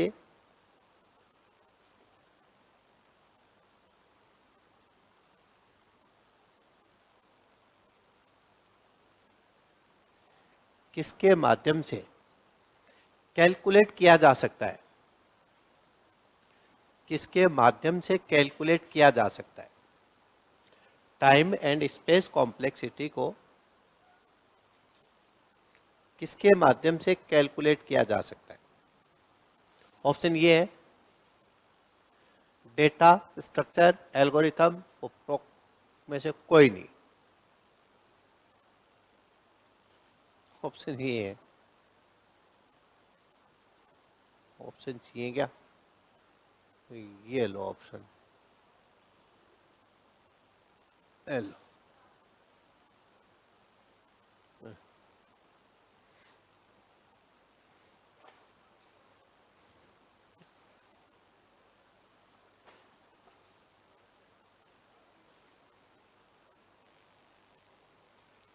अब समझ में आ गया ये कैसा टॉपिक है ना? देखो ये दोनों यूनिट बहुत ही मतलब आपको अच्छे से पढ़नी है। अभी टाइम है तो अपन इनको आराम से अच्छे से पढ़ लेंगे तो फिर आपका 100% श्योर हो जाएगा चयन। बस ये एक ही ऐसी यूनिट है दोनों जिनमें आपको थोड़ा गच्चा दे सकता है वो। तो अपन पढ़ रहे थे डेटा। सबसे पहले मैंने आपको क्या पढ़ा रहा था भाई? डेटा पढ़ा रहा था। तो डेटा पढ़ा रहा था तो कोई भी ऐसे छोटी से छोटी इकाई जो आपके क्या काम आती है, इनपुट करने के लिए काम में आती है। इसका मतलब ये चीज चाहिएगी, स्ट्रक्चर बनाने के लिए आपको कौन सी चीज चाहिएगी? डेटा चाहिएगा। तो जब डेटा चाहिएगा तो वो सबसे पहले अपन पढ़ रहे हैं। अगर मैं इसका एक बेसिक ओवरव्यू अगर आपको बताऊं तो आप बहुत इजीली समझ जाएंगे कि इसमें कौन कौन सी चीजें काम में आएंगी। तो देखो इस आधार खोल दूं कि इसमें कौन कौन सी चीज आप पढ़ने वाले हो। तो भाई एक तो होता है इसमें डेटा, डेटा को तो बेसिक में भी पढ़ लेते हैं। दूसरी चीज क्या होती है इसमें? दूसरी चीज कौन सी होती है? स्ट्रक्चर। और तीसरी चीज क्या होती है? एल्गोरिथम। इन सब चीजों को पढ़ना, बिना डेटा के ये दोनों चीजें आएंगी क्या? बिना डेटा के दोनों चीजें नहीं आएंगी। तो ये तो होगी इनिशियल, और इनिशियल का मतलब हो गया कि आपको इनपुट देना है। ये तो किससे संबंधित हो गया भी आपके, किससे संबंधित हो गया, इनपुट से। और इसी को बोलते हैं रो फैक्ट्स एंड फिगर्स।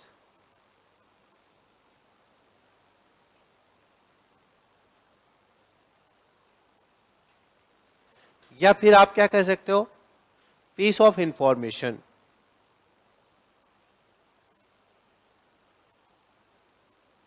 जो भी इंफॉर्मेशन है उसका छोटा सा हिस्सा, ये तो अपन देख रहे, या स्मॉलेस्ट इकाई, इसके बारे में तो अपन देख ही रहे। तो डेटा में तो अपने कोई दिक्कत नहीं आएगी।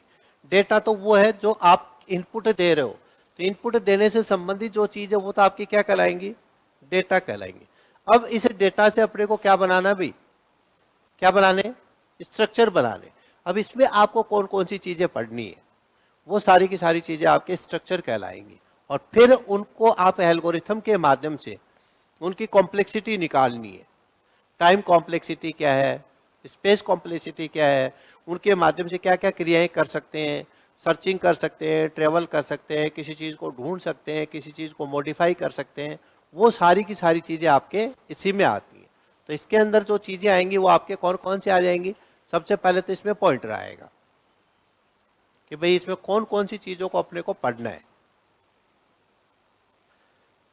तो सबसे पहले तो पॉइंटर पढ़ेंगे अपन, जो इसका एक पार्ट था जिसको मैंने पहले ही पढ़ा दिया आपको। पॉइंटर के बाद में इसका डीएमए वाला पार्ट पढ़ेंगे। डीएमए के बाद में आपके इसमें एरे आ जाते हैं। एरे के बाद में स्ट्रिंग एरे आ जाते हैं। स्ट्रिंग या स्ट्रिंग एरे मान लो। इसके बाद में स्टैक आ जाता है। फिर इसमें क्यू आ जाती है।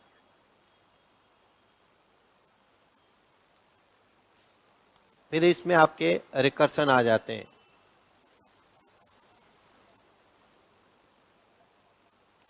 फिर डेटा स्ट्रक्चर आ जाता है।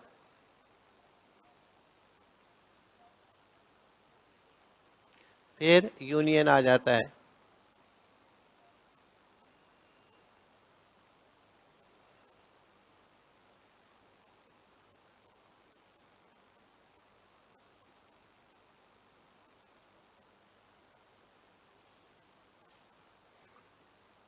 फिर एनम आ जाता है।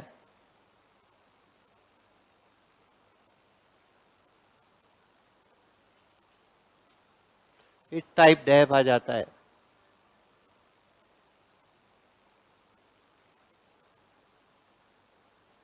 फिर लिंक लिस्ट आ जाती है।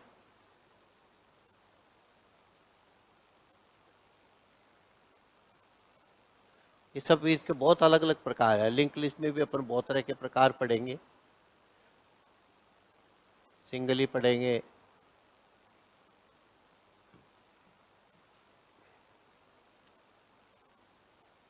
डबल पढ़ेंगे,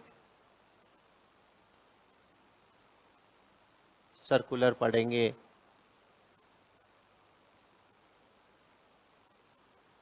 फिर इसमें ट्री आ जाता है।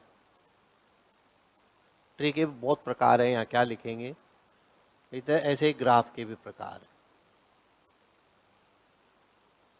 In order, post order, pre order, वो सब इन्हीं के पार्ट है।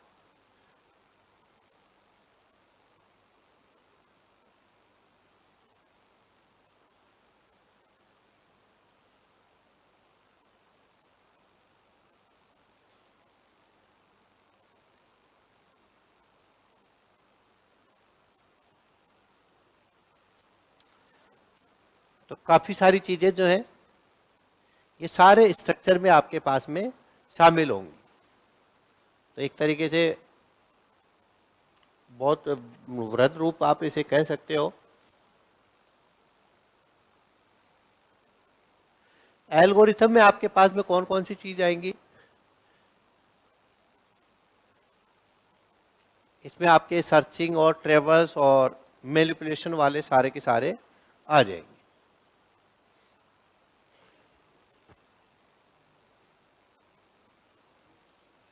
सर्चिंग एल्गोरिथम आएंगे,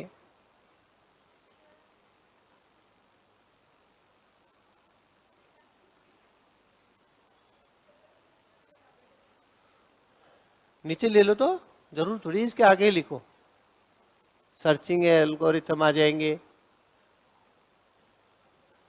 सॉर्टिंग एल्गोरिथम आ जाएंगे,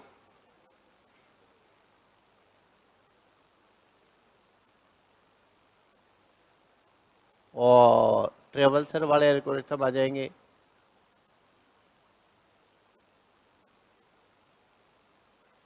बहुत सारे के एल्गोरिथम आएंगे। तो एक पता चल जाए कि अब इसमें क्या होने वाला है। तो कुल मिला के सारी की सारी चीजें जब एक साथ मिल जाती हैं तो आपके एक सब्जेक्ट तैयार हो जाता है, उसको बोलते हैं डीएसए। इसी वाले टॉपिक को क्या बोल देते हैं, डीएसए। तो इसलिए डेटा एक नॉर्मल सी चीज है। बात तो आती है स्ट्रक्चर की।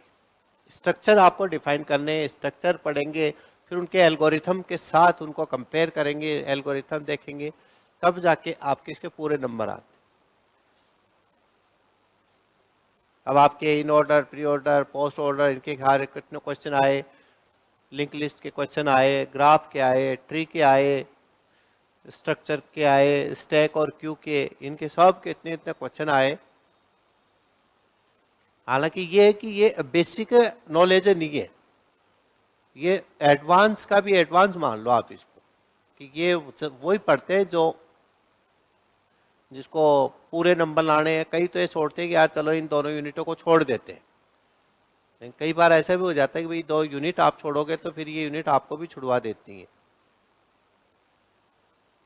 तो अभी याद नहीं करने आपको ये चीजें, कहीं आप इनको याद करने बैठ जाओ ये क्या चीज है। ये सारी चीजें क्या आएंगी अपने, एक एक आएंगे, एक तरीके से टॉपिक है।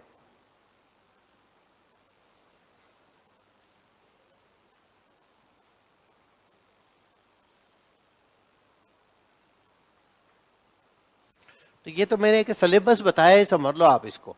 और सिलेबस को कैसे बताया कि डेटा में क्या चीज आएंगी, उस तरीके से बताया कि आप इसको ढंग से पढ़ लो। ये डेटा, ये बेसिक में भी आप पढ़ चुके हो, ये स्ट्रक्चर जो है आपने नहीं पढ़े, और एल्गोरिथम जो है आपने नहीं पढ़े। स्ट्रक्चर में एक दो चीज तो मैंने वैसे ही बता दी थी आपको, कि भाई अगर पहले एग्जाम हो जाए तो एरे, पॉइंटर, ये चीजें जो है ना, ये डेटा स्ट्रक्चर के पार्ट पहले भी अपन ने कर लिए, लेकिन आगे चीजें नहीं बताई मैंने। स्ट्रिंग एरे नहीं लिया अपन ने, एरे का जो है एरे को भी सिर्फ डिक्लेयर करने बताया, स्टैक, क्यू, ये सारी चीजें अपनी रह रही हैं।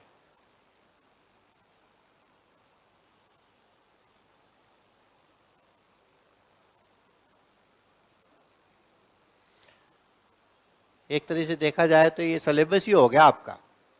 क्या हो गया ये सिलेबस। लेकिन अब ये पता चल गया कि इसके बिना ये सारी चीजें अधूरी हैं।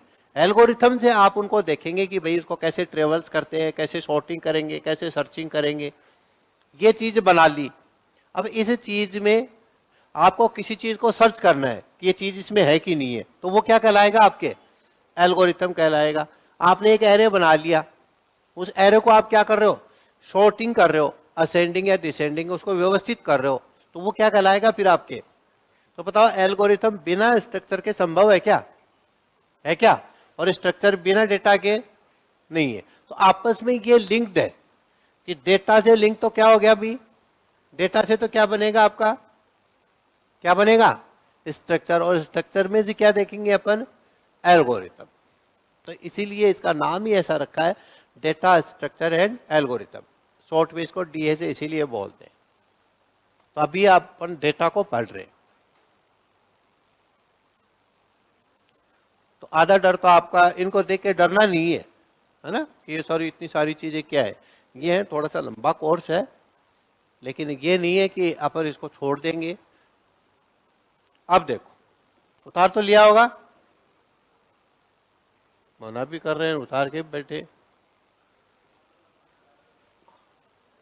तो यहां मैं डेटा को पढ़ा रहा था,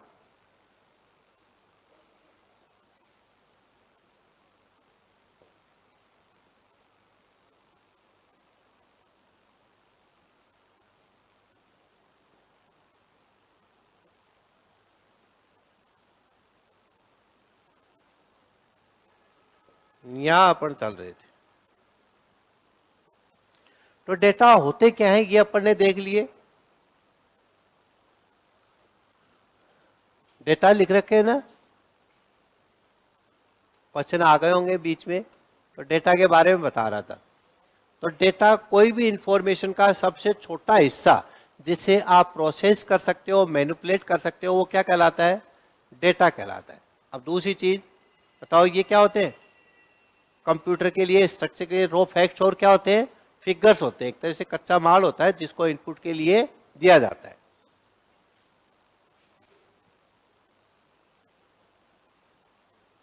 तो लिख लो डेटा में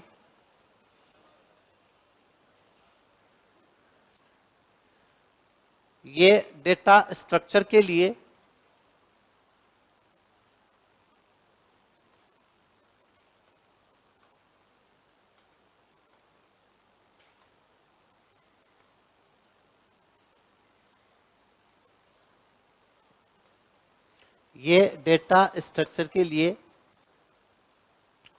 रो फैक्ट्स एंड फिगर्स होते हैं। रो फैक्ट्स एंड फिगर्स होते हैं।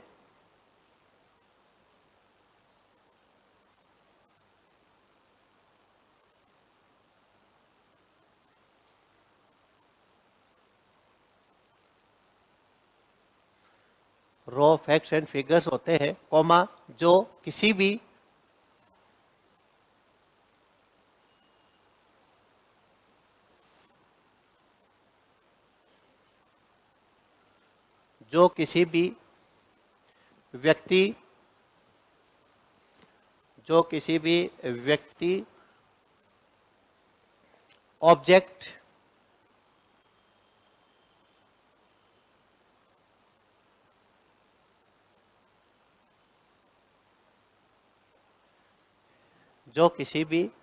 व्यक्ति ऑब्जेक्ट और लोकेशन से संबंधित हो सकते हैं।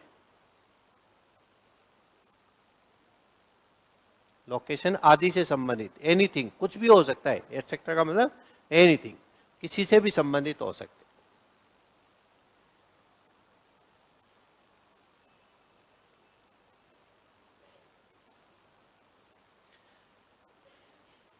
अब आपके आते हैं कि ये प्रोसेस हो चुके हैं या प्रोसेस होने बाकी होते हैं। बताओ क्या होते हैं ये अनप्रोसेस्ड आंकड़े होते हैं। देख लो एक लाइन में, ये अनप्रोसेस्ड आंकड़े होते हैं, मतलब अभी प्रोसेस नहीं हुए।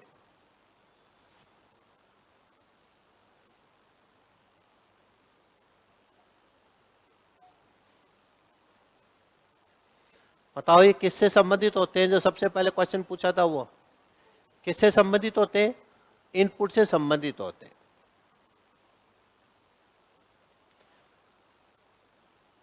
अब बताना, डेटा जो होता है उसका एक अर्थ होता है कि अनेकार्थ होता है? अगर क्वेश्चन ये आ जाए कि डेटा का अर्थ होता है एक, अनेक, कुछ कह नहीं सकते इनमें से कोई नहीं, है ना।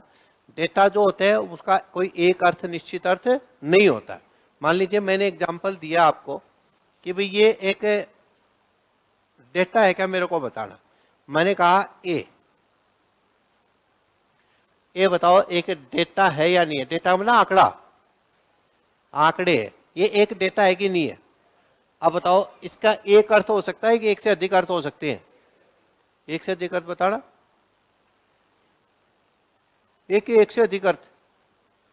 मैं कहता हूं 100, क्या कहता हूं? 100 बोला। 100 एक डेटा है क्या? इसका एक अर्थ है कि एक से अधिक है? एक से अधिक, बताना एक से अधिक अर्थ क्या है इसका? हाँ, एक ही अर्थ है, वो क्या है?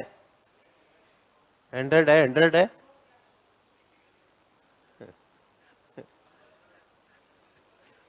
हाँ, अब देखो मैं 4 जनों को खड़ा करके पूछता हूं आप में से, मैं 100 के बारे में 4 जनों को खड़ा करके पूछता हूं कि भाई ये बताना ये 100, ये ए 100, ये सब मिलके ये आपके क्या बनेगा? डेटा स्ट्रक्चर बनेगा। अगर मैं कहता हूं 100, अब 100 में आप जवाब तो दोगे, 4 जने चारों से ही जवाब दोगे, लेकिन चारों का क्या होगा? अलग अलग आंसर होगा। एक तो कहेगा कि सर ये 100 रुपए है, क्या कहेगा? 100 रुपए हो सकते हैं क्या? 100 रुपए हो सकते हैं। 100 किलोमीटर, 100 नंबर, 100% हो सकते हैं। तो कितने आंसर हो गए? 4 आंसर हो गए। चारों में से बताओ कोई सा गलत है क्या? गलत नहीं है। तो इसका एक अर्थ है, विभिन्न अर्थ है। ए देखो, बताओ ABCD का पहला अक्षर क्या होता है? अमेरिका का पहला अक्षर आपके 10वीं में कौन सी ग्रेड आई? एक ग्रेड आई नहीं हो, लेकिन फिर भी ए हो सकता है। तो इसके भी कितने आंसर हो गए? ए। तो इसके विभिन्न अर्थ होते हैं, है ना। लेकिन जब इनको मैं प्रोसेस कर दूंगा, क्या कर दूंगा? प्रोसेस कर दूंगा। प्रोसेस कर दूंगा तो इसका कितना अर्थ होगा? सिर्फ एक होगा। और वो कहलाएगी क्या? आपकी सूचना। क्या कहलाएगी? सूचना कहलाएगी। तो सूचना में बदलने से पहले आपको क्या चाहिए? ये आंकड़े चाहिए। तो ये आंकड़े कहलाते हैं, इन्हीं को बोलते हैं क्या? डेटा। तो डेटा के उदाहरण लिखने, जैसे ए है, 100 है, कोई भी नाम है, कोई भी नाम हो सकता है, जैसे पाठशाला है, ठीक है। अब पाठशाला जरूरी है कि कोचिंग का ही नाम हो? पाठशाला और भी किसी का नाम हो सकता है, और कुछ भी हो सकता है, कुछ भी हो सकता है। तो कोई भी अगर नेम वगैरह होते हैं तो ये सारी की सारी चीजें आपकी क्या कहलाती हैं? क्या कहलाती हैं? डेटा कहलाती हैं। तो बताइए, प्रोसेस हो चुका है? प्रोसेस होने से पहले? प्रोसेस होने से पहले। इसलिए बताओ डेटा किससे संबंधित हुआ? इनपुट से, आउटपुट से? इनपुट से। अब अपने को डेटा स्ट्रक्चर में, कंप्यूटर में कौन से डेटा का उपयोग होता है, कितने प्रकार के हैं, ये बेसिक सी चीज है। ये मैं ज्यादा नहीं पढ़ाऊंगा आपको, क्योंकि ये आपको वैसे आनी चाहिए, है ना। वैसे डेटा बिना बताए भी मैं आगे चल जाता तो भी काम चल जाता आपका, लेकिन बस ये है कि अपने को थोड़ा सा बेसिक सा देखना था, इसलिए मैं थोड़ा सा इसको इस तरीके से ले लिया।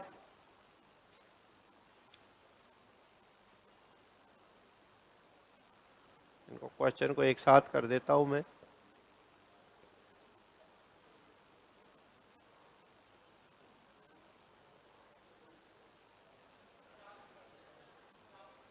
ये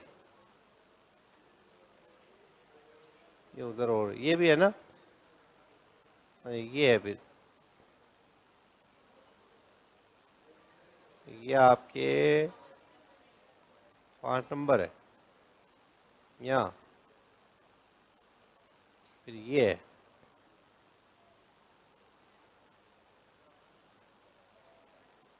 6 नंबर पे,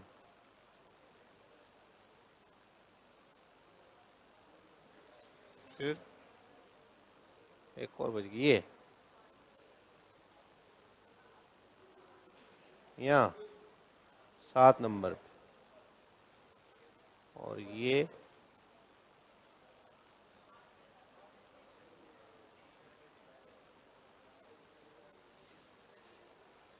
बैठ गए।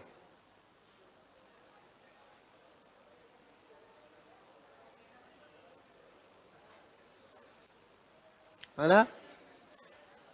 तो मेन तो है आपके डेटा। तो डेटा का मतलब कंप्यूटर में जो भी आप चीज देते हो उसको, वो सारे डेटा कहलाते हैं। डेटा के माध्यम से ही आपका क्या बनेगा? स्ट्रक्चर बनेगा। अरे डेटा से ही क्या बनेगा अब? तो सबसे पहले अपन पढ़ रहे हैं किसको? डेटा को, जो बेसिक है। डेटा से मिलके आपका क्या बनेगा भाई? क्या बनेंगे? स्ट्रक्चर्स बनेंगे। और इन स्ट्रक्चर से मिलके आपके पास में क्या आएंगे भाई? ये एल्गोरिथम से आएंगे। तो सबसे पहले चीज जो है आपको इसी तरीके से देखना, क्रम भी इसका यही रहेगा, है ना। और लिखवा दो अभी।